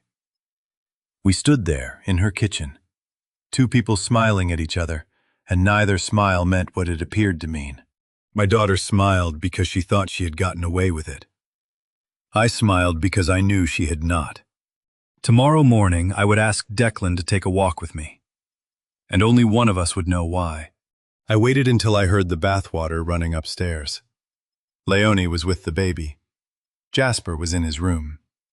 I picked up the folder from the bedroom, came downstairs, and asked Declan if he could help me with something in the garage. He followed me in with his hands in his pockets. Still loose from vacation. Still wearing the easy posture of a man who believed the hardest part of his week was the flight home. I pulled the garage door closed behind us. The single overhead bulb cast hard shadows across the workbench and the concrete floor. The space smelled like motor oil and sawdust, and the airport cologne still clinging to his shirt. Declan, I need to ask you something, and I need you to hear me out before you react. His eyes went to the folder under my arm. His posture shifted, not much, but enough. The pockets came out, the shoulders squared. When was the last time Jasper ate dinner at the table with the rest of the family? He blinked. Whatever he had expected, it was not that. What is this, Irv? What are you getting at? Answer the question. Leonie and I have a system. She handles the kids, I handle the rest. It works. His arms folded across his chest. Every family has its own way of doing things. Does it work for Jasper? He's fine. He's healthy. He's what is this about? Every man who has ever defended the indefensible starts the same way, arms crossed, jaw set. And 3 words, it works for us. As if a family were a machine and hunger were just a setting someone forgot to adjust. Collins stood in that garage with the posture of a man guarding a door he had never once opened. And I understood in that moment that his ignorance was not accidental. It was architectural. He had built an entire domestic arrangement designed to keep himself from seeing what happened. In his own kitchen, she handles the kids, and he had maintained it so perfectly that the phrase came out rehearsed. Does Jasper eat when Leonie decides he has not earned dinner? I said. Earned what? That's not. Leonie uses a reward structure. It's a parenting choice. You raised her, Irv. You know she's strict, but she's not what His jaw tightened. You're accusing my wife! My wife! Your own daughter! Do you hear yourself? He took a step toward the garage door, the hand reaching for the handle. I'm not doing this. Sit down and open the notebook. Declan. I set the folder on the workbench and pulled out the journal. The same spiral notebook I had first found wedged in his dresser drawer 2 weeks ago. I placed it on the sawdust-dusted surface and stepped back. Declan stared at it. His hand stayed on the door handle. 5 seconds. 10. Then he let go. Came to the workbench and opened the cover. He turned past the first few pages of school notes to the calendar grid. I watched his eyes move across the K markings, the dates, the pattern. He turned to the food log, the careful columns listing what Jasper had eaten and what he had not, written in the cramped handwriting of a boy who had learned to inventory his own meals. Clicken's thumb moved down the page slowly, line by line, the way a man reads something he does not want to understand, but cannot stop reading. He stopped on the birthday page. I knew because his thumb went still and his breathing changed the way breathing changes when the body understands something the mouth is not yet willing to say. The birthday entry. The one Jasper had written about his 9th birthday dinner. The dinner where everyone else ate cake and he was sent to his room for talking too loudly at the table. This is, Declan started. His voice had lost its edges. This is his handwriting. Yes. Where did you get this? His backpack. He has been keeping it since the summer. Declan's palm pressed flat against the birthday page as if trying to hold it still. His other hand gripped the edge of the workbench. The airport cologne. The vacation tan. The easy posture, all of it was gone. What stood in front of me now was a man, reading his son's handwriting and realizing that every word in that notebook had been written by a boy who had given up on being heard by anyone except the pages themselves. You're accusing my wife, he said again. but the sentence had no force left in it. It came out like something he was trying on one last time before letting it go. "No," I said. "Your son is accusing her. I am just delivering the evidence." Declan turned to the next page without being asked. And that was when I knew the wall was down. A man still defending will close the book. A man who is stopped will keep reading. His fingers moved through the journal slowly, tracing the columns, the dates, the careful handwriting of a boy who had turned hunger into a record-keeping system. He did not look up. I let the silence hold. Then I placed the next document beside the journal. "This is from his teacher," I said. "She wrote it by hand. 7 pages. Read the date on page 4. Declan's eyes moved to Elodie's statement. I watched him scan the opening paragraphs, the weight loss she had observed. The lunches where Jasper sat with nothing. The excuses about allergies and sensitive stomachs. Then his gaze caught the September entry, the date, the classmate's name. The sentence a boy had said at a lunch table 3 weeks before I had ever been asked to babysit. "September," Declan said. His voice had gone flat. "That was before you were even here." "Yes, 3 weeks before. Her account predates everything I have done. No one coached this, Declan. No one had to." He stared at the page. I saw the last possible defense forming behind his eyes. The one where everything could still be explained, where the teacher was overreacting, where children exaggerate, where this was all a misunderstanding that would dissolve under Leonie's calm explanation. I placed the third document on the workbench before he could reach for it. The doctor's growth chart. 5 months of decline. Below the 5th percentile. I watched a grown man try to build the word phase in his mouth and fail. His jaw worked, his lips parted. Nothing came out because the chart in front of him drew a line so straight and so steep that even language could not bend it into something innocent. 5 months was not a bad week. It was not a growth pattern. It was a trajectory, and it pointed in only one direction. Maybe it's a... He stopped. He could not finish. Even his excuses had run out of fuel. 4 documents lay on the workbench now, fanned out under the single bulb like evidence in a case that had already been decided. The journal, the teacher's account, the medical chart. Each one had closed a door. Each one had removed a word Declan might have used to explain this away: doodles, overreaction, phase. There was one door left. I took out my phone. "This is your son," I said, in his own words. Recorded once, no prompting, no leading. I pressed play. Jasper's voice filled the garage. Small, steady, impossibly calm. He described the system the way he had described it to me on the couch. Which meals were for everyone and which were not, where he hid food, how he learned to eat slowly. The phone speaker made his voice sound thinner, more fragile, as though the recording had preserved not just the words, but the size of the boy who spoke them. Declan's hands went to his head. There is a sound a father makes when he hears his child describe hunger in the same tone other children use for homework. It is not a scream. It is not a sob. It is the sound of a man realizing that the worst thing he ever did was nothing at all. Clicken made that sound, a low, broken exhale that seemed to empty him from the inside out, and his forehead dropped to his forearms on the workbench. The recording kept playing. The bread in the backpack. The chewing quietly after bedtime. The birthday dinner he was sent away from for talking too loudly. Each detail landed in the garage like a stone dropped into water that was already overflowing. Then the recording ended, and the silence was worse. "How did I not see this?" Declan whispered. His shoulders were shaking. His forehead was pressed against his arms. How did I not see this? I stood beside him and did not touch him. I did not comfort him. Because the question he kept whispering had an answer we both knew, and no version of it was gentle. He had seen it. He had called it structure. He had called it boundaries.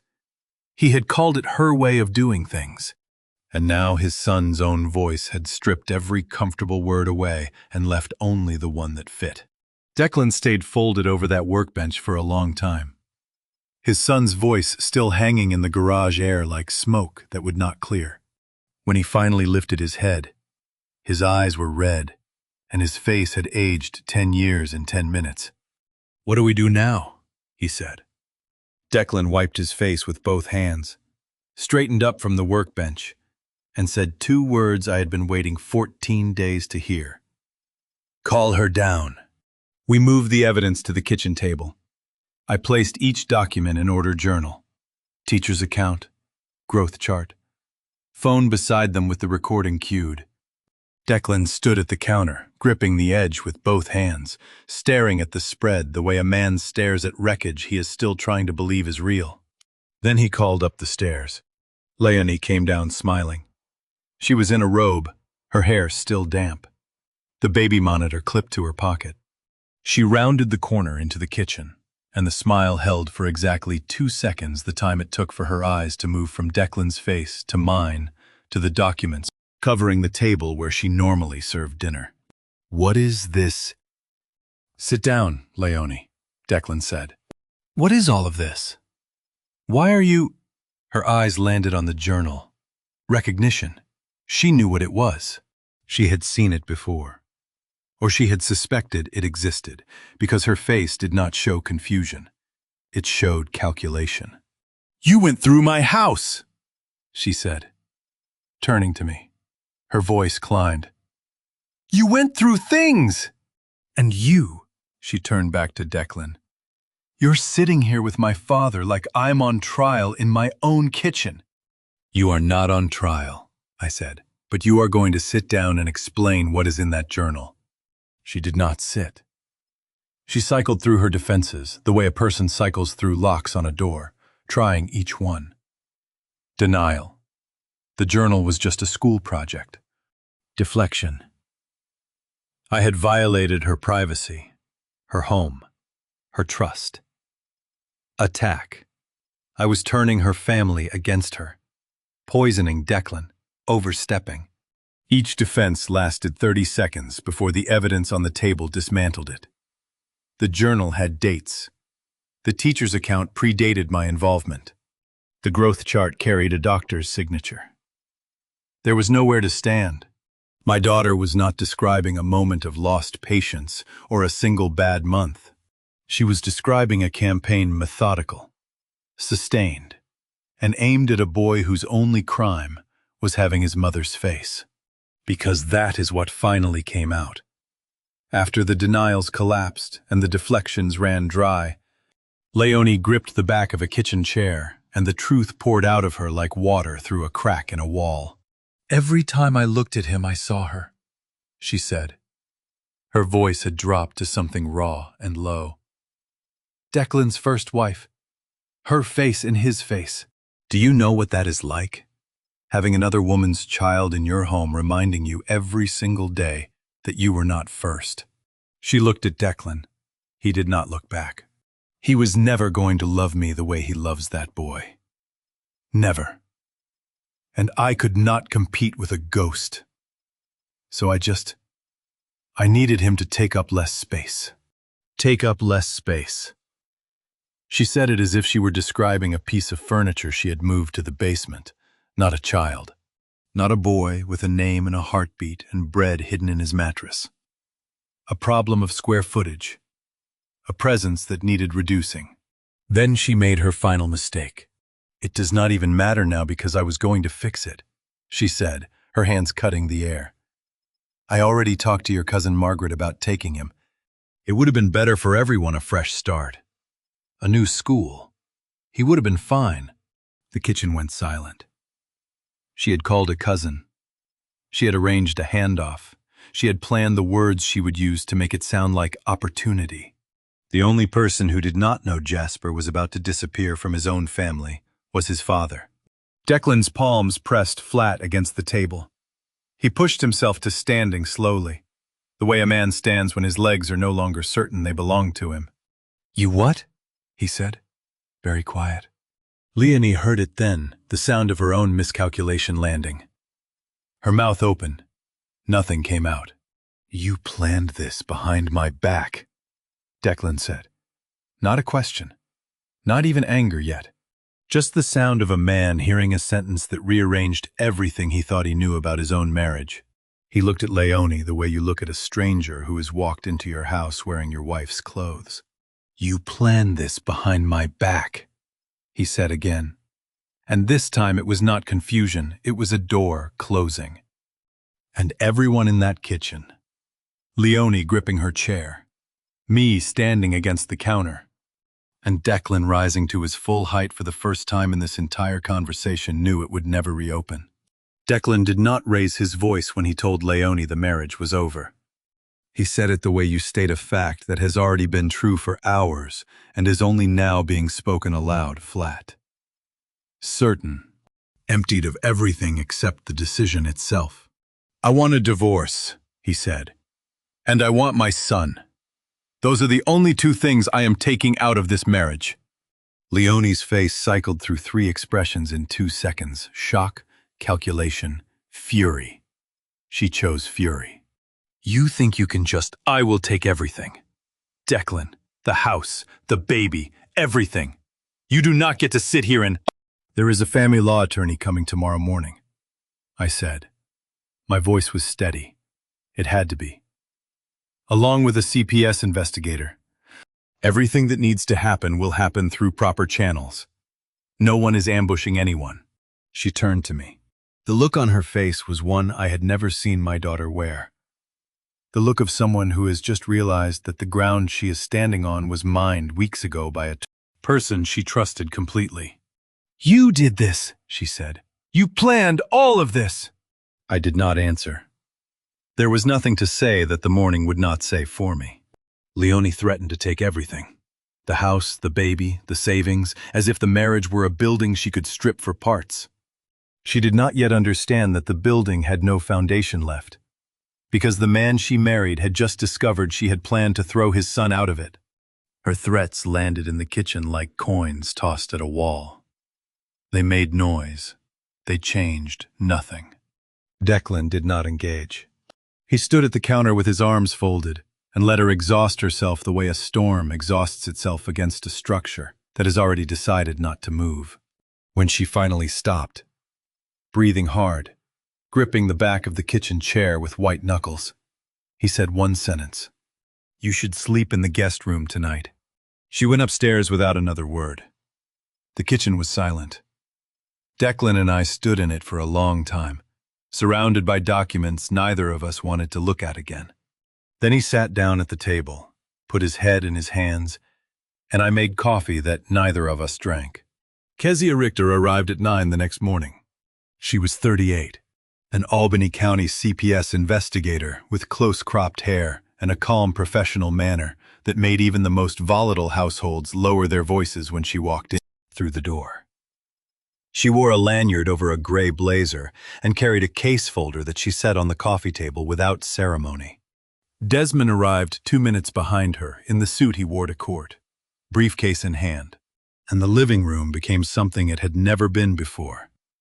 An office where a family's future would be decided. Kezia introduced herself to Declan and Leonie separately.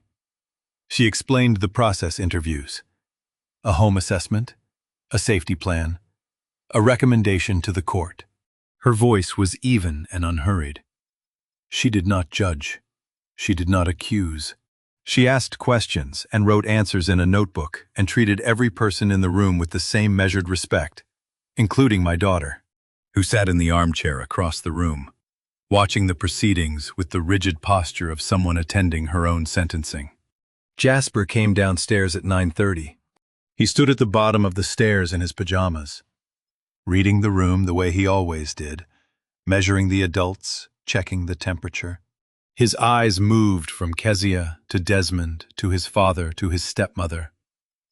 Then they found me. He crossed the living room and took my hand. Jasper did not say a word the entire morning. He did not need to. His hand in mine said everything a courtroom would eventually need to hear. that when the adults in his life finally stopped pretending and started acting, he chose the one who had fed him. "How long, Dad?" Leonie said from across the room. Her voice was hoarse. "How long have you been planning this?" "Since the morning your stepson asked me if he was allowed to eat." The room went quiet. Kezia looked up from her notebook. Desmond paused with a document half raised. Declan closed his eyes. And Leonie stared at me with something I had never seen in her face before. Not anger, not fear, but the slow recognition that every meal she had withheld, every birthday she had ruined, every night she had sent a boy to bed hungry had led to this exact moment. Her father standing in her living room, her stepson's hand wrapped around his fingers. A 9-year-old boy who would not let go. Jasper unpacked his suitcase in my guest room in 7 minutes flat. Every shirt folded into a rectangle so tight it looked like he had learned to make himself small, even in the way he stored his clothes. He lined his shoes against the wall, placed his toothbrush in the bathroom cup without being told, and came to the kitchen doorway to ask if there were rules he should know about. He had been living with me in Del Mar for 3 days. The CPS safety plan placed him here while the custody proceedings moved forward, and I had given him the guest room at the end of the hall, his own bookshelf, a desk by the window, a lamp that stayed on all night because he had not yet asked for one. And I remembered the kind of dark that frightens a child who has spent too many evenings alone in his room. The first week taught me more about the damage than the entire investigation had. It was not visible in bruises or weight loss anymore. He had gained back nearly everything under my care. It was visible in his manners. He thanked me for every meal. Not the casual thanks of a child acknowledging dinner, but the formal, careful gratitude of a guest who had not yet learned he lived here. "Thank you for dinner, Grandpa," he said every night, placing his fork and knife side by side on the plate.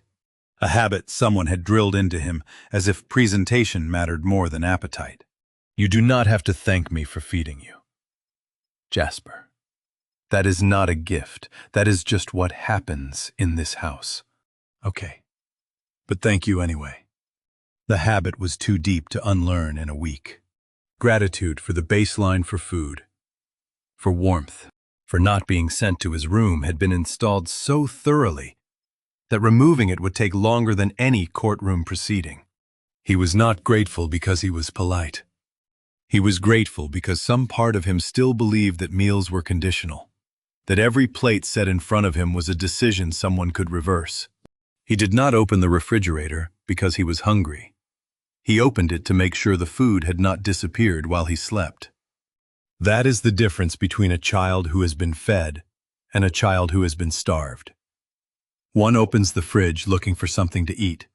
The other opens it looking for proof that eating is still allowed. I heard the door open at 11:14 the first night. The soft suction. The click of the seal releasing. The glow of the interior light spilling down the dark hallway. Then the door closed. Small feet padded back to his room. He never took anything. He just needed to know it was full. The second night. The 7th, the 14th, always between 11 and midnight, always the same ritual: open, scan, close, return. I stood in my bedroom doorway and listened, and never once walked out to stop him, because the checking was not the problem. The checking was the treatment. He was teaching himself, night by night, that the food would still be there, and he needed to learn it at his own pace. Declan came on weekends. He drove down from Loudonville on Saturday mornings and stayed through Sunday evening, sleeping on my couch, reading to Jasper in the living room with the boy tucked under his arm. He was thinner, quieter. The vacation tan had faded, and what remained underneath was the gray complexion of a man carrying a divorce filing and a guilt he could not set down. Declan read to his son every Sunday on my couch. And every Sunday evening he stood on my porch looking like a man who had been taken apart and was putting himself back together, using only the pieces that still worked. There were not many, but the ones that remained were the right ones. The pieces that made him show up every Saturday, that made him hold his son without flinching, that made him whisper to me on the porch as he left. He is gaining weight, Irv. I can see it in his face. He looks like a kid again. He is getting there. It takes time. I did not mention the nightly fridge checks. Some things a father should not have to hear while he is already carrying enough. On the third Sunday night, after Declan's taillights disappeared down my street and I locked the front door, I heard the refrigerator open one more time. The door closed. Small feet padded back down the hall. The battle I had won in October was only the loud part, the quiet part, where a boy learns to trust that food will still be there in the morning, had barely begun. The old habits had not let go of him yet, and I was not sure how long it would take before he let go of them. It took 8 weeks. 8 weeks of nightly fridge checks, of thank yous for toast, of a boy slowly learning that the food in my house did not have conditions attached. And then, in December, a judge read a ruling in under 4 minutes that formally divided the family I had spent 34 years building into the people I had saved and the person I had lost. Albany County Family Court granted Declan full custody of Jasper. Leonie received supervised contact only, contingent on completing a court-ordered psychological evaluation and ongoing therapy. No criminal charges, no officers, no handcuffs.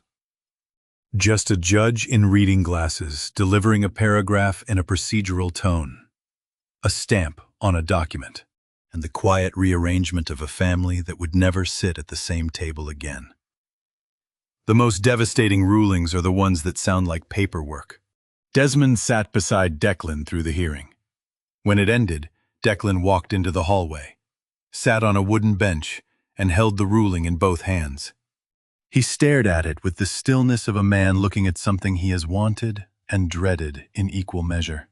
"I do not know how to thank you, Irv," he said without looking up. "Do not thank me. Go home and be his father. That is the only thing that matters now." He nodded. His handshake in that courthouse hallway was firmer than the ones he had given me on my porch through all those Sunday evenings. Steadier, as if the ruling had returned some structural element to his body that the guilt had been dissolving for months. He drove back to Delmar, picked up Jasper, and took him to the apartment he had rented 3 blocks from my house. That night, for the first time since October, Jasper slept under his father's roof. The call came 4 days later. Leonie's name appeared on my phone screen at 9 in the evening, and I knew before I answered what kind of conversation it would be. I sat down at the kitchen table, the same table where Jasper had thanked me for dinner 2 hours earlier, and pressed accept. She did not say hello. "You destroyed everything," she said. Her voice was raw, scraped thin, the voice of a woman who had been screaming before she dialed. "My marriage, my home." My own father turned my family into a courtroom exhibit. "Are you proud of yourself?" I let her go. She needed to say it, and I needed to hear it, because the cost of what I had done was not theoretical anymore. It was my daughter's voice, breaking on the other end of a phone line, calling me a traitor, calling me cruel, calling me every name she could find in the wreckage of a life she had built and I had dismantled. How do you explain to your own daughter that you love her and you would not a contradiction but a straight line, and that the line runs directly through a boy she tried to erase from her family when she ran out of breath? The silence on the line was so heavy I could hear her breathing. I spoke slowly. "I will pay for your therapy if you want it. I will answer every call you make. I will never stop being your father." I paused. "But I will never apologize for what I did." "How could you choose him over me?" Her voice cracked on the last word. "You are my daughter, and he is my grandson. I did not choose one over the other. I chose who needed protecting first." She hung up without saying goodbye. I sat in my kitchen holding the phone, listening to the dead line, and I did not cry. Not because it did not hurt. It hurt the way only a parent losing a child's trust can hurt, the kind of pain that lives in the chest and does not move. But I had used up all the versions of grief that come with tears during the 14 days I spent in her house, watching her stepson survive on bread hidden in his backpack. I set the phone on the table. The kitchen smelled like the pot roast I had made for Jasper that evening. Through the wall, I could hear nothing. No fridge door, no small feet. Just the silence of a house where a boy was sleeping 3 blocks away in his father's apartment. Safe. Fed. Gaining weight, and still learning that the world would not take it back. I chose who needed protecting first. And if I had to make that choice again tomorrow, I would dial the same number, pack the same folder, and sit across the same kitchen table. The only thing I would change is that I would have done it sooner. Sooner came in January. The moving truck pulled onto Elm Street on a Saturday morning, and Jasper ran ahead of it down the sidewalk in a winter coat 2 sizes bigger than the one he had worn in October because he had outgrown it. I stood on the curb watching him sprint toward the front door of a modest 2-bedroom house 2 streets from mine, and the coat flapping around his wrists was the best evidence I had seen in months. Declan had found the place in December. Close enough for Jasper to walk to my house after school, far enough to feel like their own beginning. I helped carry boxes through the front door while Jasper disappeared upstairs to choose his bedroom. There were 2, one larger with a closet, one smaller with a window facing west. He chose the smaller one. "I want this room," he said when Declan came up the stairs. "This one has a window that faces Grandpa's street. You sure the other one is bigger?" "I am sure. I can see Grandpa's porch light from here." He arranged the bookshelf himself. School books on the top shelf, a baseball glove Declan had bought him for Christmas on the bottom, and on the middle shelf, at eye level, he placed the keepsake box, the same one he had kept hidden beneath the wardrobe shelf in Loudonville, the one that once held nothing but his mother's photographs and her letter. He set it beside a framed photo from Thanksgiving Jasper between Declan and me. All 3 of us at my kitchen table, the boy grinning with a drumstick in his hand. He put the box on the shelf the way you place a fire extinguisher in a kitchen, not because you expect a fire, but because it reminds you there was one. The box was open. It was empty. He did not need to refill it. It had gone from a survival tool to a keepsake. And the distance between those 2 things was the distance between October and January 3 months. A courtroom ruling. And a boy who had finally stopped packing for emergencies. The weeks that followed were not dramatic. They were ordinary. And the ordinariness was the point. Declan drove Jasper to therapy every Wednesday. The therapist reported progress. Jasper was processing the journal as something that happened to him, not something he caused. He was learning the vocabulary for what he had experienced. And the vocabulary was replacing the silence that had held its shape for so long. I saw the changes in small things. He stopped thanking me for meals, not out of ingratitude, but because the gratitude had finally settled into something that did not need to be spoken.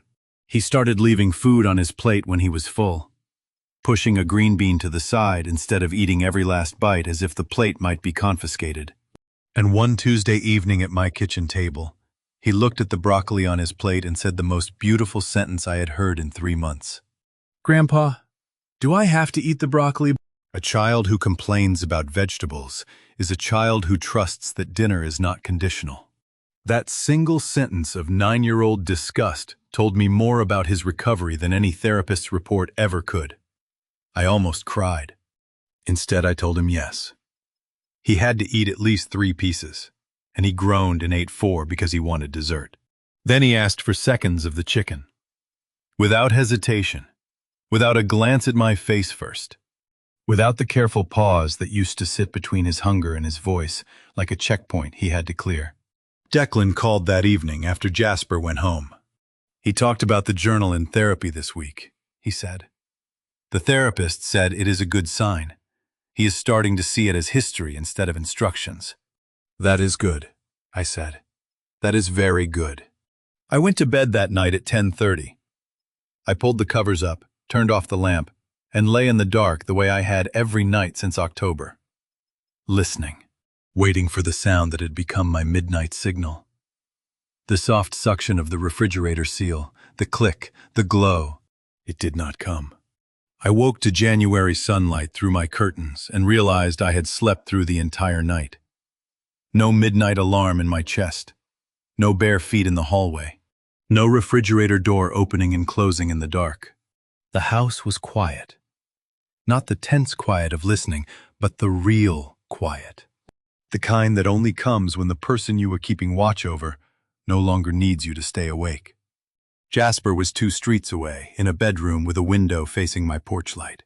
And for the first time in months, neither of us needed to check that the world was still safe before morning. Spring came the way healing comes, not with an announcement, but with a slow accumulation of mornings where the air felt different, and the light lasted longer, and the weight I had been carrying since October settled into something I could hold without bending. By April, the snow was gone, and the trees on Elm Street had begun to bud. And on a Saturday morning, I stood in Declan's kitchen, cracking 2 eggs into a cast-iron skillet, while 2 pieces of bread dropped into the toaster. Nobody flinched when the lever clicked down. Jasper walked in barefoot, hair uncombed, pajama pants dragging on the tile. He did not stop in the doorway. He did not read the room. He did not check my face for permission. He pulled out a chair, sat down, and started talking before I had even set the plate in front of him. "Grandpa, Marcus wants me to come to his birthday party next Saturday. Can I?" Marcus Holloway. The same classmate he had once whispered to at a lunch table about not being allowed to eat. Now the boy was inviting Jasper to a birthday party. And Jasper was asking about it the way children ask about birthday parties mid-thought. Mid-morning. As if celebrations were normal things that happened to him. "Of course you can. We will pick out a present this week." He nodded and picked up his fork and began eating with his mouth open, telling me about Marcus's trampoline and the cake his mother was ordering and the possibility of a water balloon fight if the weather held. He ate the eggs in 4 bites. He ate the toast in 3. Then he reached for a second piece of bread from the counter with crumbs still on his chin and egg on his fingers. He reached for the bread with crumbs on his chin and egg on his fingers, and he did not pause. 6 months ago, that same boy sat at a different table in a different house and asked me, barely above a whisper, if he was allowed to eat breakfast. Now he was reaching for seconds without stopping the story about the trampoline, without checking the doorway, without the careful silence that had once sat between his hunger and his voice, like a gate he had to clear. "Can I have another piece of toast?" He was already putting the bread in the toaster when he said it. He was not asking. He was narrating. The question was a reflex, left over from a time when the answer might have been no. And even that reflex was fading because his hand was on the lever before the sentence ended. And his eyes never left the backyard window, where April sunlight was pooling on the grass. After breakfast, he ran outside. I poured my coffee and sat on the front porch and watched him through the yard, jacket unzipped, arms out, chasing nothing. Just running because the yard was big and the morning was warm and no one had told him to stop. Through the window behind me, I could see his bedroom bookshelf. The keepsake box sat on the middle shelf, open and empty, beside the Thanksgiving photo. It had not held food in months. It did not need to. The box had become what all survival tools become when the emergency ends, a reminder that there was one, sitting quietly on a shelf in a room that belonged to a boy who no longer needed it. I have watched hearts restart on operating tables. I have seen pupils dilate back to life after monitors flatline. I have held parents' hands while machines beeped their children back from edges no family should have to stand on. In 35 years of nursing, I learned to read every vital sign a body can produce. Heart rate, blood pressure, oxygen saturation, pupil response, skin temperature. I could tell within minutes whether a patient was stable or crashing. But the most vivid vital sign I ever witnessed was not on a monitor. It was not in a chart. It was a 9-year-old boy sitting at a kitchen table with egg on his chin, reaching for a second piece of toast without looking at the door, without checking my face, without flinching when the toaster clicked. A child asking for more without asking if he was allowed. My coffee went cold in my hands. I did not boy. I was watching Jasper run across the backyard in the April sunlight, with his arms stretched wide, chasing absolutely nothing. And I thought, that is the vital sign. A child who has stopped counting the food in the refrigerator and started counting the days until his friend's birthday party. That is the only one that matters. And it is the only one that ever made me cry. And to you listening to my story, remember this. I spent 35 years reading vital signs in a hospital, and I almost missed the most important one sitting right across my own kitchen table. I waited too long to act on what I saw.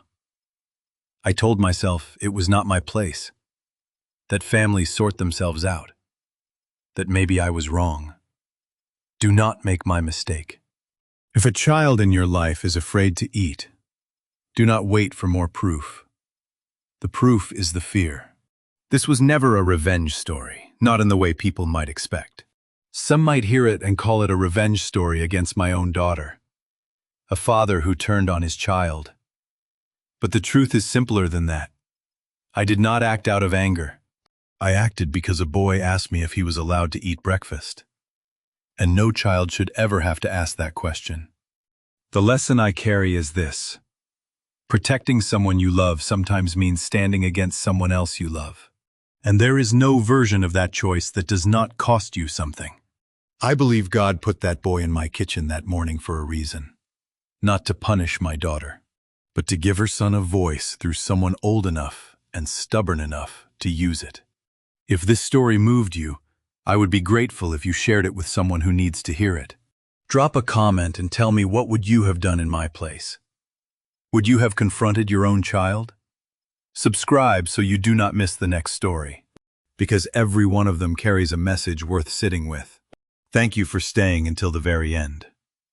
Your time and your heart mean more to me than you know. Please remember that certain details in this story were dramatized for narrative purposes. Any resemblance to real individuals is coincidental. The message that every child deserves to eat without asking permission is what I hope stays with you.